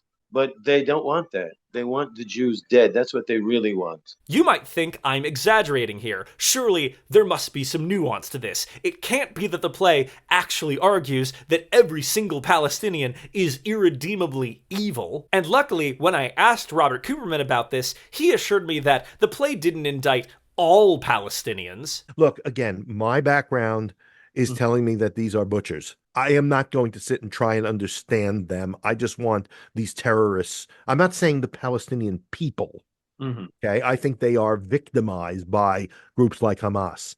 I want Hamas eradicated, and I think that that's what he was portraying. At least that's what he had said, that he was portraying the more of the terrorist than the everyday Palestinian. I mean, I was in agreement with Joshua Denise's portrayal of these characters.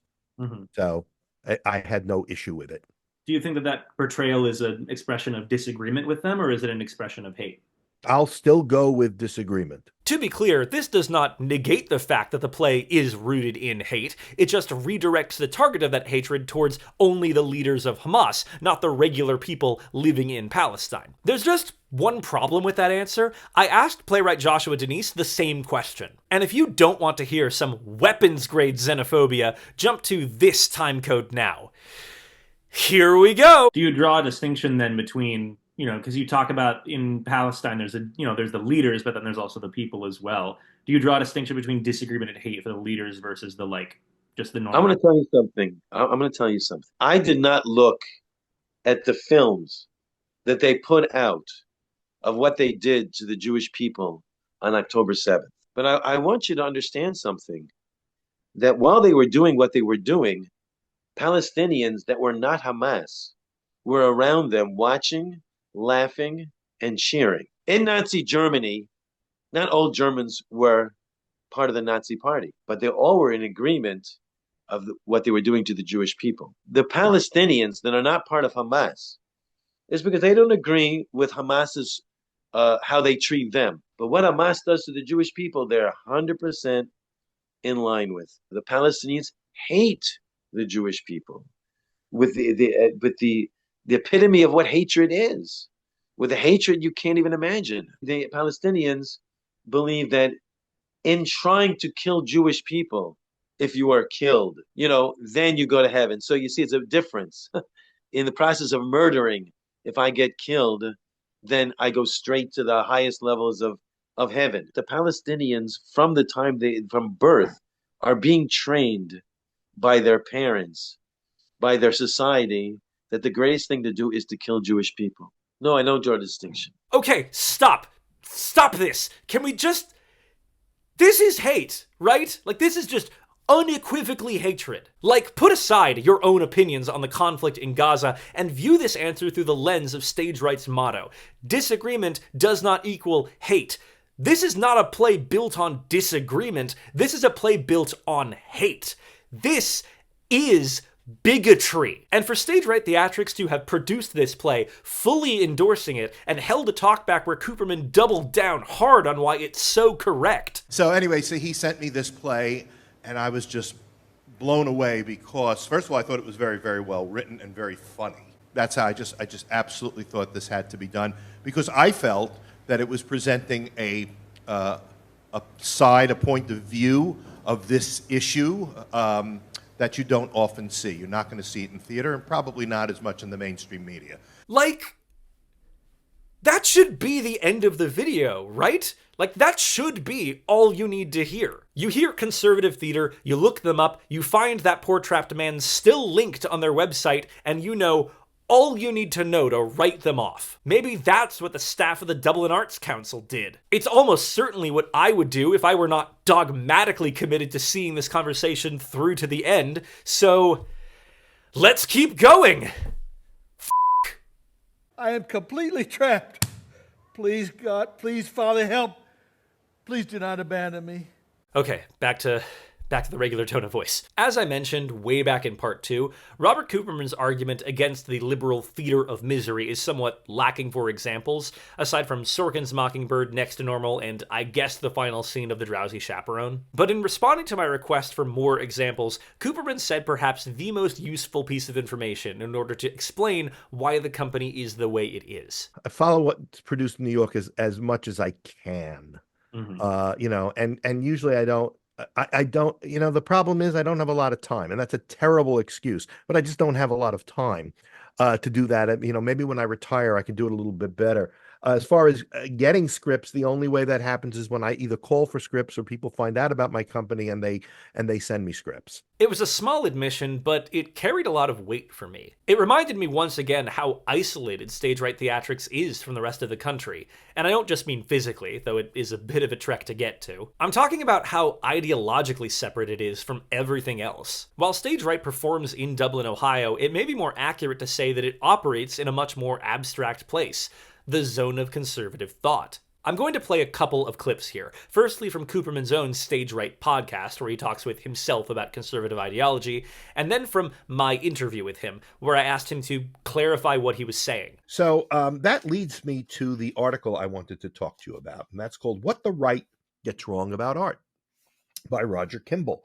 He starts by saying that ugliness has triumphed in our culture. Ugliness. Conservatives in the West long ago ceded culture to the left. They did not think or care much about art. It was something that went on, as it were, behind their backs.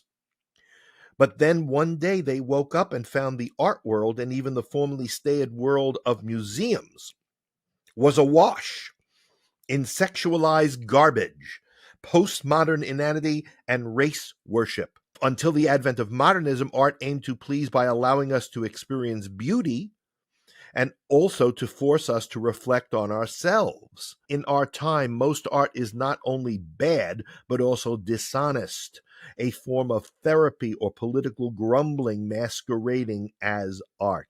Today, everything is art. I can throw up on a street and say it's performance art. I'll never forget again when I went to the Museum of Modern Art in New York City, and there was a framed picture of airmail stamps. I was like, you mean airmail stamp? That's art? I don't even know what the guy was trying to say. I don't care what the guy was trying to say. And you have these elite people who are supposedly in the know who tell you this is good. Those airmail stamps, that's art. I just don't see it, and I refuse to accept it. And I don't care if it's sitting in the Museum of Modern Art. I don't think it's art. The whole idea of art to elevate, to express goodness, to express truth, to express beauty, we have gotten rid of that notion, and now anything you produce, that's art. You're all artists. We're all artists. I do art. I'm an artist. He brings up, of course, Robert Mapplethorpe. We've discussed him on my show in the past. The photographs of the S&M homosexual underworld in the obscenity trial that was in Cincinnati in 1990. And the jurors said that he did not like Mapplethorpe's photographs, but nonetheless concluded that, quote, if people say it's art, then I have to go along with it, unquote. No, you don't. No, you don't. Because we're going to say everything is art. And you don't have to go along with it. You don't have to accept that. On a podcast, you talk about an article by Roger Kimball, which is called "What the Right Gets Wrong About Art." Yeah. The general, obviously, topic of that was that he was like, Western culture has abandoned, the pursuit of beauty, and now it's more about, money and abstraction. And, at no point in the article does he ever specify, like, what it means for something to be beautiful. He very much treats the idea of beauty as like this kind of fixed thing. To your mind, who or what determines what counts as beauty? I don't know that I can answer that. How about this? Wait, I just came up with this. It's in the eye of the beholder. It is something I have thought about. What exactly is it? That's a whole philosophical study. I can't tell you if I know what beauty is. I just know it when I see it. And I think part of that is determined by the culture that's looking at works of art and deciding what's beautiful and what's not. If there is a real civic question or like an argument to be made, it's just what happens when you end up with, art that one person really finds beautiful and another person doesn't or disagrees with. You cited in your article, you talked about the Mapplethorpe photographs. And it's like, I will just completely come out and say, I totally agree with the judge who was like, I don't agree with it, but, one person being able to just be like, well, I don't agree with it, therefore the funding is out. Like, it disagrees with the people. It doesn't support the freedom of expression for the people that do find those things to be beautiful. I think you're right. And I think that, again, going back to the idea of the marketplace, put it out there and let people decide. If people don't like it, they will turn away from it. And then somebody like Mapplethorpe may say, you know what, this was a failure. If that's how he defines success, as that people embrace it. I do agree with that. It should be left to the people to decide. Look, I remember going a few years ago, I was in New York and I went to the Museum of Modern Art. There was a small frame, and inside the frame was an airmail stamp. And that was the piece of art. And I'm like, this is art? But then again, I would never say, take this out, because I don't think it's art. It's like, this is art. Okay. Not my kind of art, Yeah. I've always preferred domestic stamps, not airmail. No, but you know what I'm saying? I think they can absolutely and should exist in the same space. I do actually know that airmail stamp painting. Do you? It's by Warhol. So it's That's it. Okay. If someone is able to find beauty in that airmail stamp, then like great. I'm glad that they're able to find something in that. It's only when we set limits where we're just kind of like, I don't personally find this airmail stamp to be beautiful, therefore, again, cast it out, which is, again, obviously not what we're doing. Because I don't like it, nobody else should like it. Right. One thing I noticed about it was that stamps were a lot cheaper then. Yes, and that too. So, right, So, no, I definitely hear you. And, there's a lot more thought I can put into the whole idea of art. The fact of the matter is, I'm never too old to start to learn a little more. And, this is not the world of art and what defines art and what is beauty and what is truth and all that kind of philosophical thought is not something I want to abandon, but it's also not something that you just wake up one day and you know it. So there's a lot more experience that I have to have, and there's a lot more reading I should do. And I'm the first to admit that, I think many of the things I think about are really thought about on a very pedestrian level. At least I understand what I'm looking for, and then I can build upon that, make it more nuanced. Absolutely. There's still plenty. I still have time to do that. I am not the end all be all or final word on any of these things. The contrast here is fascinating, and it leads me to a much larger structural question. Does the company actually want liberals to show up? I ask because it's clear that the company, and Cooperman himself, are much more willing to go on the offense against liberal ideology when they're safely ensconced in a place where their opinions won't be challenged. I mean, look at the conversation around my play on the one day I wasn't there. Okay, I don't know whether I've thought this out particularly well, but I'm definitely a liberal. And when I hear that liberals are banning these books or saying that you can't mention a certain word or refer to black people or gay people or whatever, it's the liberals who are doing the opposite. The liberals are saying be tolerant. But when the references were, the liberals won't let us do these books, it seemed weird to me, unless I was mishearing it or something. No, that's definitely there. And the playwright of children's literature said, he wrote this in particular, it was the liberals doing it. I'd have to disagree with you, ma'am. They are doing it a lot. But that was his point of view, too. And as we just heard, he's not in my camp. So it's happening. Here comes Alyssa. Now, to compare that, look at what I was able to get away with saying when I was there in person. That play's about censorship, I believe, more than anything, more than maybe a political statement. That said, why didn't you put something that leaned the other way that was also censored to bring it more balanced? It's a very good point. There have been books censored on either end of the thing. The most censored book in America right now, as we're speaking, is a book about being transgender. And so that's obviously not being censored by a liberal school board. The situation they're dealing with is a liberal school board that's going overboard on the censorship. And so, while yes, there are liberal books that get censored, and I think that they have as much right to be in libraries as any of the books that I named in the play. All that to say, to make it specific to this school board, I kept to the books that fictional group would have censored. The characters are teenagers. They're not, single-digit age. I think they have the ability to make the choices about what books they want to read. I was sitting in front of a crowd of conservatives and told them that book banning hurts children and the most banned book is about being trans, and I was not immediately told I was wrong. And I think the reason for the contrast is obvious. I was actually there. I wasn't some mere idea of a liberal shouting my opinions into the echo chamber of the internet where they could be batted away. I was there in person with people having to actually reckon with the fact that a person, like you and I are people, held those opinions. Meanwhile, when I wasn't there, someone tried to counter that my play was wrong, and Cooperman disagreed and said it was right. It goes to show how much being confronted about your opinions can force you into being nuanced about them. Not always. Even in our interview, Cooperman couldn't accept that the airmail stamp counted as art. I'll let that one go. But in particular, when I asked Cooperman about topics that, as a conservative, you'd think he'd be fully on board with, there was nuance. There's never been a line in the NEA, form requirements that says, if you're doing conservative art, we will not give you money. There's no, hard line that you can't do that. It's just about, them going back and forth or whatever. That's correct.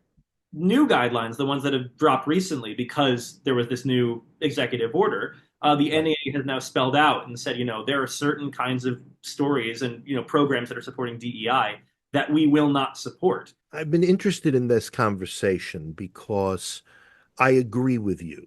the last administration was saying you've got to have DE&I in your art or in, whatever. And now the Trump administration is saying you can't have DE&I in it. I think both are ill thought out. The Constitution is a good document. It points out all the things that the government should be doing and continues to fail to do in many instances. But I don't think that's part of it. I think we have bigger fish to fry. Locally, I have that may be a whole different thing. But from the federal level, I'm not comfortable with that. As much as I didn't think DEI was great, I don't think that it should be dictated one way or the other through the federal government, instead of having the government say in Big Brother-like fashion, you shall not. So I agree with that. I agree with you. I don't think it's our place. Incidentally, after that interview, but before I finished the script, the NEA announced it would drop its requirement that grant recipients refrain from promoting gender ideology, though it still retains it as a requirement for new applicants. For now. I will be entirely honest, I went into my interview with Robert Cooperman prepared to challenge him on certain subjects. I didn't want things to descend into shouting, but I prepped myself for what would happen if, in my pushback against what I see as his hypocrisies, he pushed back in the same manner. But that largely didn't happen. Cooperman believes that the true boundary-pushing art is happening in small black boxes and community theaters. I agree, though I would question if we're talking about the same boundaries being pushed.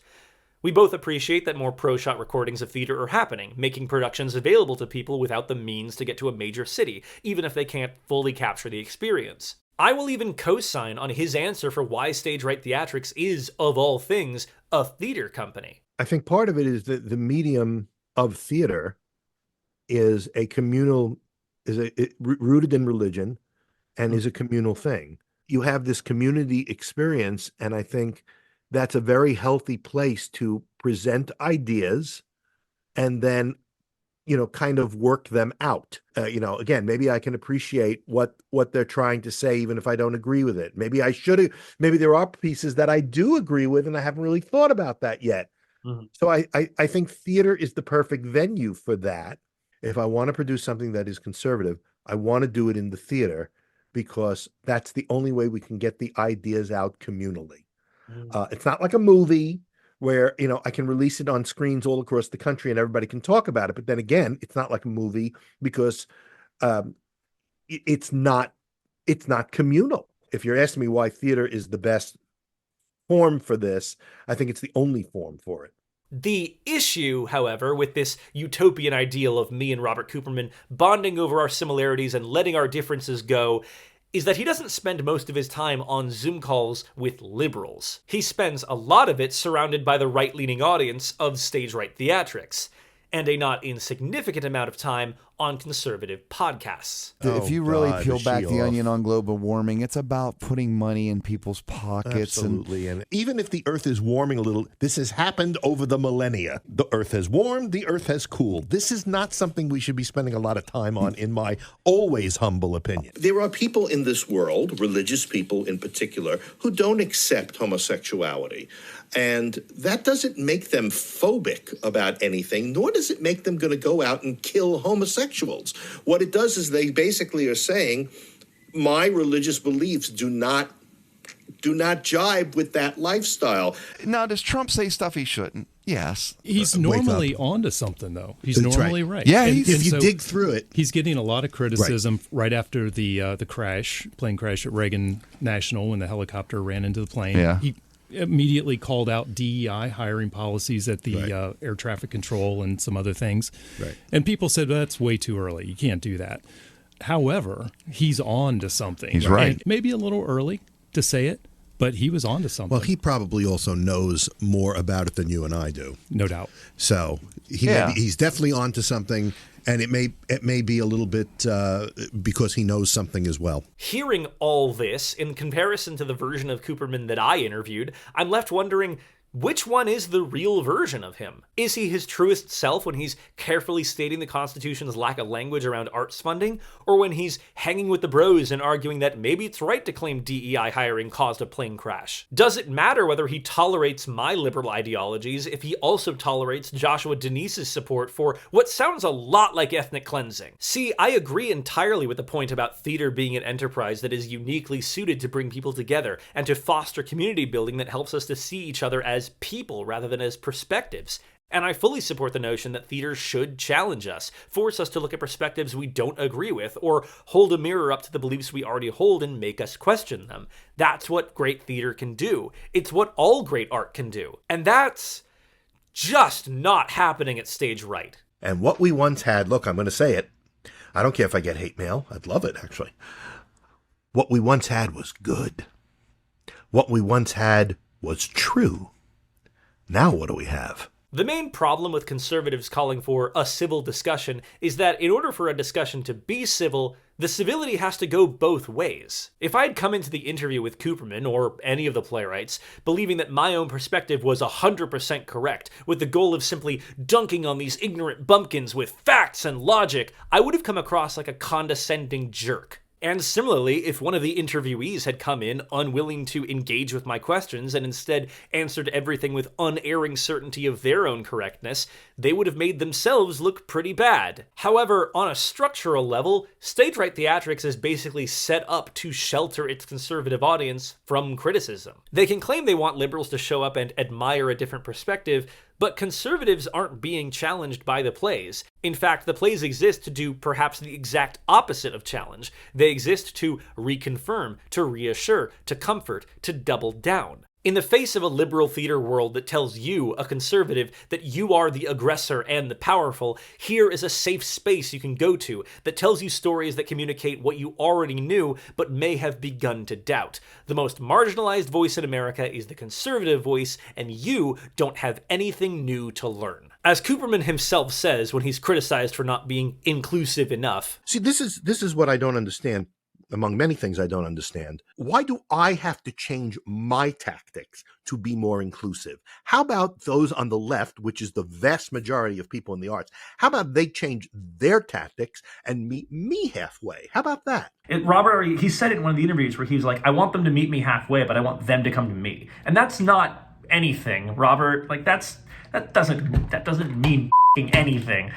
That's not debate. He is so committed to the idea of that he wants people to come and have a Socratic discussion about the facts of the matter and like what our beliefs are. And he wants people to have, get in a room and talk about this. But at the same time, in the same breath, he will say, but I'm not going to change my opinions because I'm set in my ways and I know what I believe. And it's just like, he doesn't trust the idea that other people might also be set in their ways. And also these discussions might stall if he can't change his mind.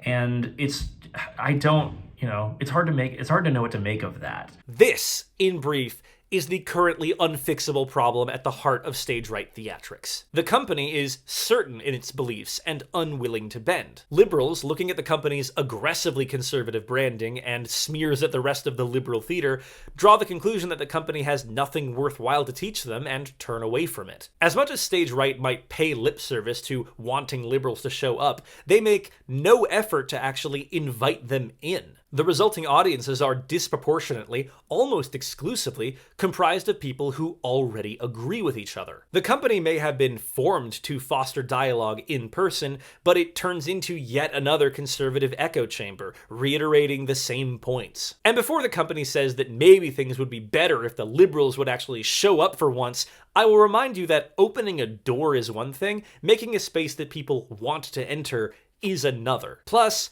again, don't call yourself a victim of liberal disinterest. Take it upon yourself to make your company something they'd be interested in. Cooperman has complained about liberal plays that paint conservatives in a negative light, but what I'm not sure he understands is that there is also a large segment of the liberal theater that exists to critique liberalism. The submission form for the 2025 festival included the warning that Stage Right was not looking for conservative suck plays, but the liberal theater is chock-a-block with liberal suck plays. As I mentioned in the discussion on inclusivity, there are plenty of ways that progressive intentions can result in conflict, which can make for great theater that critiques liberal ideology while not outright dismissing it. Admissions by Joshua Harmon, The Thanksgiving Play by Larissa Fasthorse, Eureka Day by Jonathan Spector, Appropriate by Brandon Jacobs-Jenkins, The Minutes by Tracy Letts, most of which are funny on top of being incisive. There is room in the liberal space for plays that critique everyone, so long as they never trip over into outright hate. Conservative theater can similarly critique the excesses of liberal ideology, mainly through parody and satire,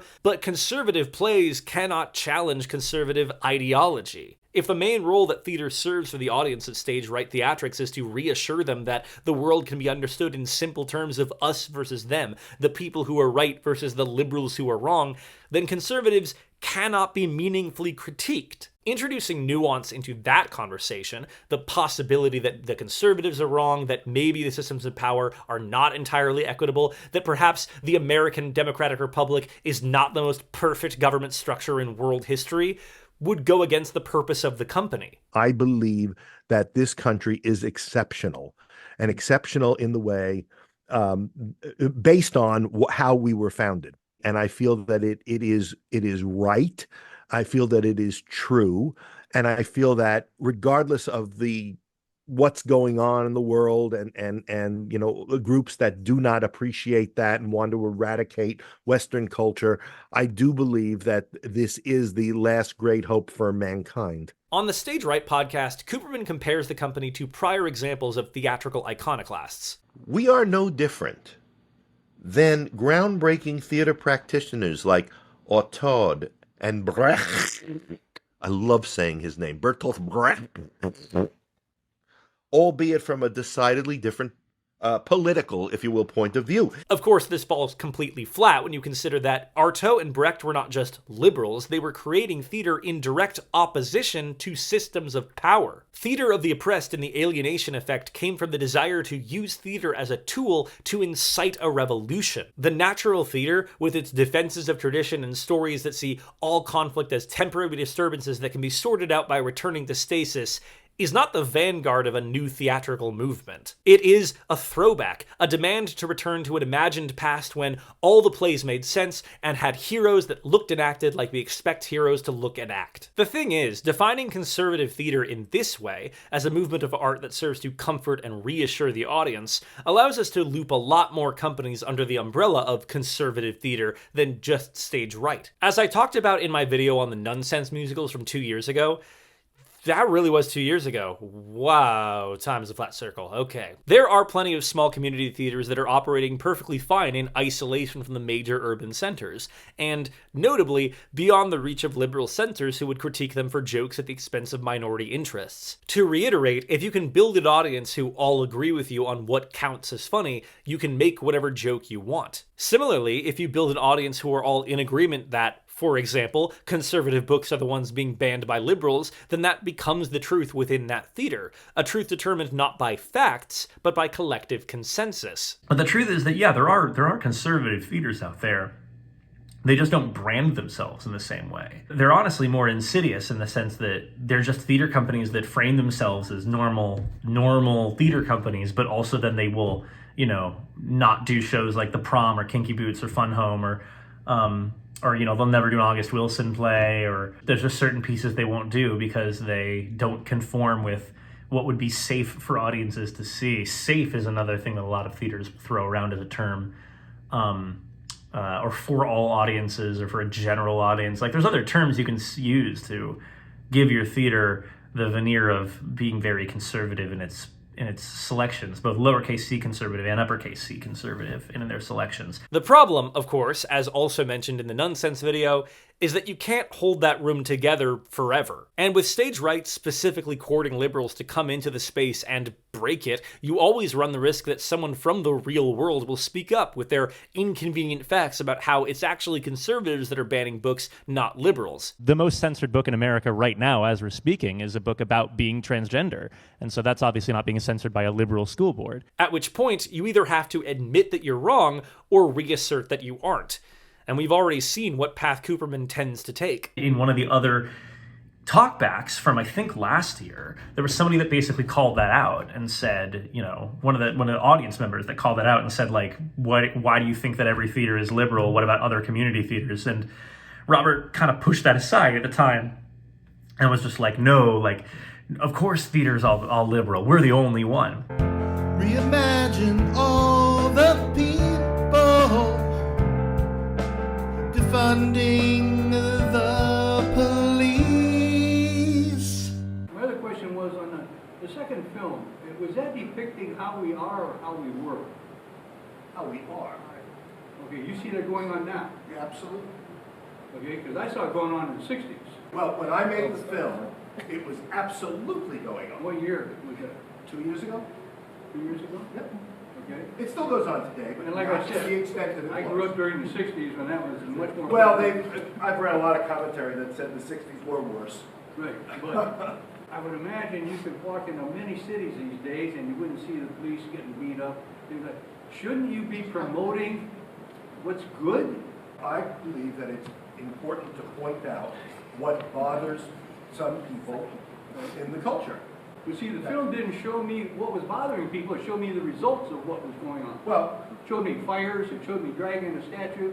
But I didn't see what ignited that. It just happened in New York. Huh? It just happened in New York. Where the people were beaten. Sure, you're talking, it's going to happen in Chicago. It's going to happen in New York. Yeah. But it's not happening all across the country. There's no argument that it's happening all across, but at the time it was. And that was and a lot of it had to do with people wanting to defund the police. And I took a stand against it. I said, I don't like it. I don't like what's going on. Let me show you what's going on. And this is what we don't like. Okay, but so I'm led to believe that that's what's going on now, and I don't know why, but it is to some extent going on now. But again, I return to the question, does Stage Right Theatrics actually want liberals attending? Because there's an easy way to get more of them to show up if you actually do. Change the branding. I guarantee a large reason that so many liberal audiences fail to show up at Stage Right's shows is because of that branding, the framing of the company as America's only conservative theater company. Even some of the playwrights I talked to were of the opinion that Cooperman would do well to rename the company to something else. We're now conservative theater, which I wish he would change the name of his, and I wish he would change Stage Right, because it's not... I don't really think that he's looking for politically conservative plays, per se.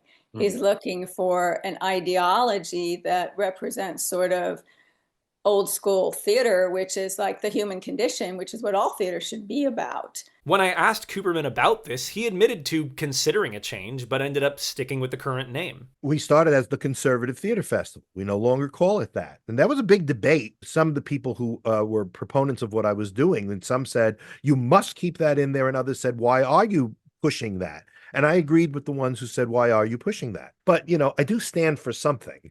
So I do want to mention what I stand for, but I've absolutely have changed the messaging a little bit on that. But you can still stand for something while also making the effort to not brand the company in a way that liberals will immediately reject. Consider a thought experiment. What if a call for submissions went out from a small theater company north of Columbus called the Natural Theater Company, asking for plays on a broad theme of triumphing over adversity? The public branding doesn't have to be anything more than that. But then, on the back end, the company selects plays based on their own conservative ideology and in line with the natural theater, or at least as much in line with it as they currently are. The mission of the company is the same, with perhaps a word or two adjusted, but the company replaces Jefferson quotes in veneration for our founding documents with a commitment to speaking for voices that have been silenced and honoring the American theatrical tradition.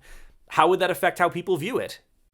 I'm honestly torn thinking about it. On one hand, you'd almost certainly get a more politically heterogeneous audience, having not been turned away by conservative talking points. On the other hand, however, you'd be inviting people into a Trojan horse. Without the explicit announcement that this is a conservative company, you're more likely to get liberals crashing the party, saying that Karen House's play disparages trans women, or that Reimagine jumps to wild conclusions about what it means to defund the police. Let me show you what's going on, and this is what we don't like.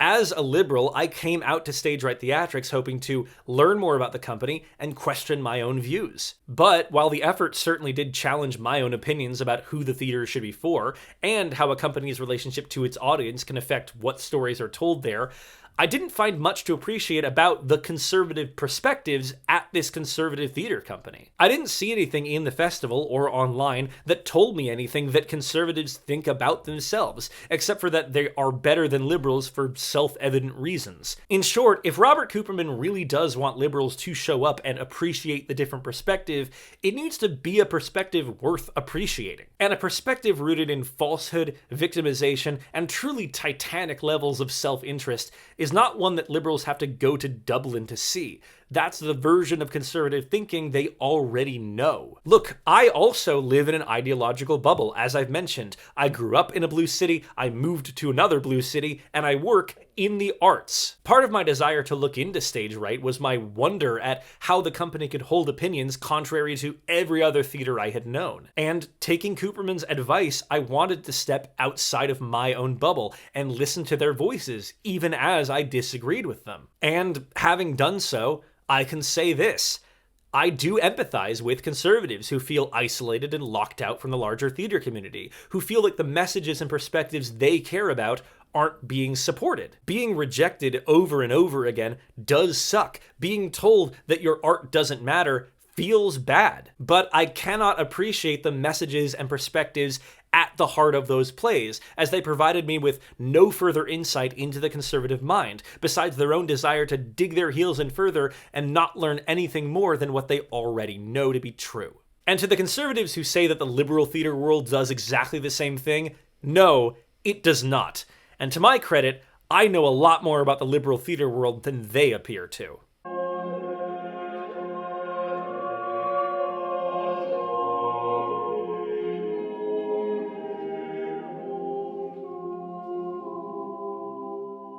As I was interviewing Joshua Denise, he said something that, while framed as a critique of liberals and their weaponizing of language, stuck out to me as a good distinction to make. When I was a young man, people were not called racist. The people said, do not discriminate, do not be prejudiced. And that's what that was our goal was. Our goal was to not prejudge people, let everyone be who he is and see who the person is before you draw up an opinion on the person. But all of a sudden, it changed. We don't say prejudice. We don't say discriminate. We say you're a racist, which means the essence of who you are is defective.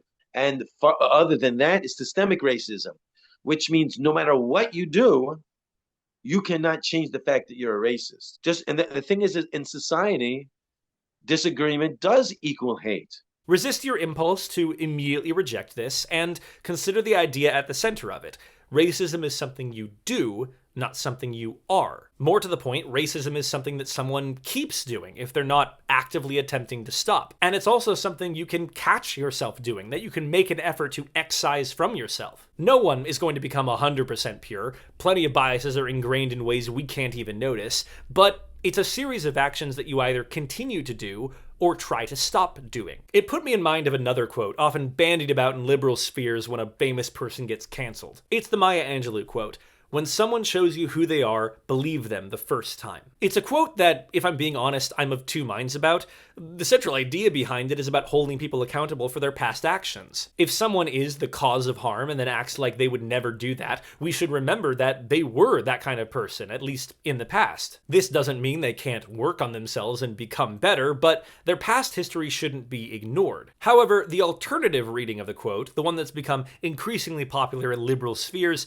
can be paraphrased something like this. When you see someone do something morally questionable, disregard all other things you know about them. It speaks to a much more black and white view of morality, where there are good people and there are bad people. And if you see someone you thought was good doing something bad, then psych, they were actually bad the whole time, and now always will be. I'll be honest, I kind of hate this interpretation of the quote because it leaves no room for people to grow or evolve. To Denise's point, it splits the world into the moral and the immoral and introduces the notion that all it takes is one impure mark to label you immoral. To use the quote, if you show people who you are, even for only a moment, people will always believe you. But who decides when someone has shown us who they are? Who gets to decide that any individual action we take is truly indicative of who we are? If there is to be a line that divides people into redeemable and irredeemable, then who draws that line and what constitutes crossing it? It's an interesting point of discussion,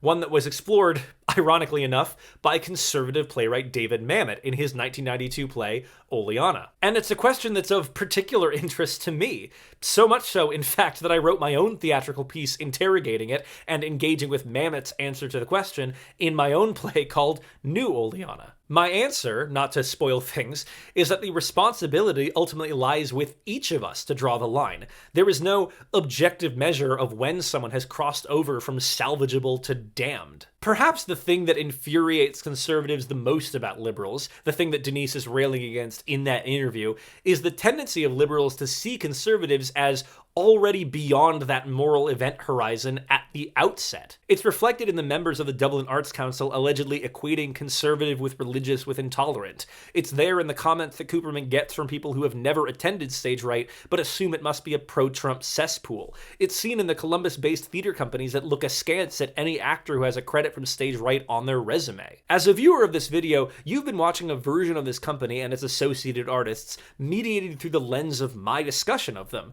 Based on this alone, you may feel that you have enough information to draw the moral line against any one of them, for their perceived slights when they showed you who they were. But remember that there is a distinction between saying that someone's opinion is harmful and saying that they are unworthy of our empathy. I'm not saying that crossing that line is impossible, but declaring that someone has shouldn't be something that we do impulsively. I try as hard as I can to avoid doing it, not just because of my liberal bias, but because as theater artists, as artists more broadly, I believe that having empathy, that's our job. Some of the more morally trigger-happy among you might now be queuing up your moral judgments for myself for how infuriatingly even-keeled I've been throughout this entire video. How, you may ask, did you not try to burn the entire company to the ground when one of the writers said that climate change was fake? I hear and I feel that criticism, and I know that the 10-minute version of this video where I play the worst quotes and draw my own lines in the sand to cast these people into the fire is much more enjoyable and easy than this 2-hour slog of equivocation. After all, that video would confirm your beliefs, not challenge them. But I have to believe that people are more than their most incendiary quotes, more than their misinformed beliefs, more than the messages they communicate in the plays they write and program. So, as much as you may disagree with me, which you are more than free to do, I want to end this video by saying that across all the people that I met who have worked with or for Stage Right Theatrics, there is a grand total of one person who, in my view, I found to be hateful to a degree I could not forgive. I'll let you hazard a guess as to who that is. For everyone else, I may fundamentally disagree with them, but I do not hate them. Really, I find them tragic. I believe many of them hold brutally misinformed beliefs and have actively promoted plays that communicate hate. And I still want to see them go through the work of becoming more self-critical and less insular. I don't think we should start programming conservative plays at every liberal theater company.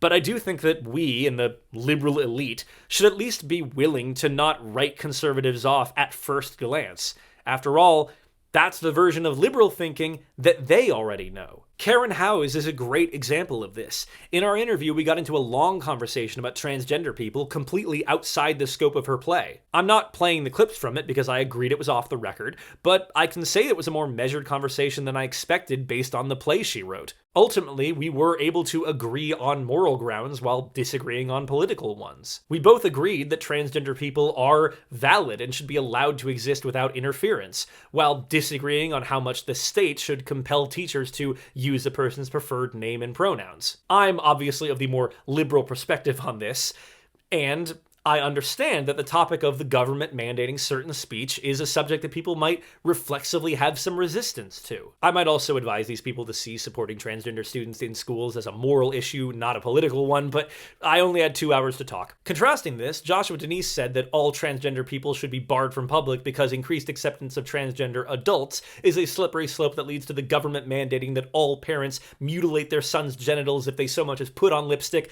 I don't know, man. It got weird. I'm not playing the clip. All this to say, there is a line, and we each draw it. In the same vein as this, I return to the question from before. Is the true Robert Cooperman the jovial, slightly flustered person I met face-to-face in Dublin, or the conspiracy-friendly culture warrior that he becomes when isolated in the zone of conservative discourse? Part of his frustration with Sorkin's Mockingbird was the play's refutation of Harper Lee's thesis that even a Klan member could have some good within him, instead supporting the much more modern notion that some beliefs need to be defeated, not understood. And I wrestle with this as I look at Stage Right and its participants. Are these people examples of Anne Frank's statement that everyone is truly good at heart, or Hannah Arendt's conception that the greatest evil can lie beneath a banal exterior? How can I draw my own line against them to say that they're beyond saving? And at the same time, faced with some of their words and actions, how can I not? Am I really going to end this video by saying that Robert Cooperman shouldn't be blacklisted for endorsing that poor trapped man? Am I okay with that? Am I okay with people knowing that I'm okay with that? This section of the video has also been rewritten a lot of times. Perhaps what helps me, personally, to stop from labeling these people as over the line is having met them in person. You know, that thing that theater generally requires you to do, and which is part of the reason Stage Right even is a theater company. But more than that, perhaps my willingness to hold these complex, unsettled opinions about Stage Right Theatrics does stem from my own liberal beliefs. An acceptance of morally gray individuals, a refusal to easily divide the world into the good and the bad, being okay with a story ending on an unsatisfying conclusion. I have to believe in evolution, not just of the species, but of individuals. I have to believe that people can grow and change. But, crucially, no one changes in an echo chamber. As isolated as conservatives may be from the rest of the theater world, they cannot place the entire responsibility for outreach onto liberals. If conservatives are frustrated that they cannot find a home for their work or a community to accept them, they would do well to actually engage with the liberal theater space and its myriad of different voices, topics, and perspectives, rather than treating the entire sphere as one single-minded enemy front. And they need to be willing to see their own opinions challenged, to respond to that challenge by questioning inward, not blaming outward. I'm not asking conservatives to become liberals, but I am asking them to ask themselves, why am I a conservative? Why this set of beliefs? Because a theater company genuinely committed to actually asking that question is, in my opinion, something we do need. As a practical matter, one of the reasons that Cooperman himself has been so central to this story is that he is central to Stage Right Theatrics. The company appears to have no other full-time employees, just one man trying to build the community he wants to see in the world. But he is ultimately one person, and as he has mentioned, a person with limited time to read new plays or engage with the rest of the theater happening outside Columbus. And remember, true inclusivity takes a ton of work, more so than just waving a hand and saying that liberals are welcome. So perhaps bring in new voices to the company, people who can take on some of that workload. And crucially, people who can challenge Cooperman's perspective to ensure that the company is always rooted in disagreement and never in hate. They don't even have to be conservatives, just people who want to see a different perspective on stage. Stage Right Theatrics should not see itself as locked in a fight with the entire liberal theater industry. If it wants to be a company that values inclusion, either of identities or of opinions, then it needs to make a greater effort at bringing in those voices, more so than simply saying those voices can show up if they want to. If it wants liberals to watch and respect its opinions, then it needs to make sure those opinions are worthy of respect, which is not the same as making them identical to liberal beliefs, but it does mean presenting plays with messages more salient and insightful than conservatives rule, liberals drool. I know it might seem impossible at this juncture that Stage Right could improve itself and become a respectable organization that genuinely wrestles with conservative ideology through theater. But the company would be advised to take a more nuanced lesson from When Your Soul Cries. There is still hope for an institution founded on lofty ideals but which has failed to live up to them to course correct and more fully embody the values it claims to uphold. You might call me ridiculous for positing Stage Right as some kind of metaphor for the United States at large, but I don't think it's an unfair comparison. There are hardcore liberals who want to see the whole thing blown up. There are hardline conservatives who think it's perfect and that nothing should change. And you also have people who don't see it as flawless, who disagree on how exactly it should be improved, but who share the opinion that it can be improved, if we want to. And if you disagree with that conclusion, that's fine with me. I only ask that you don't hate me for it.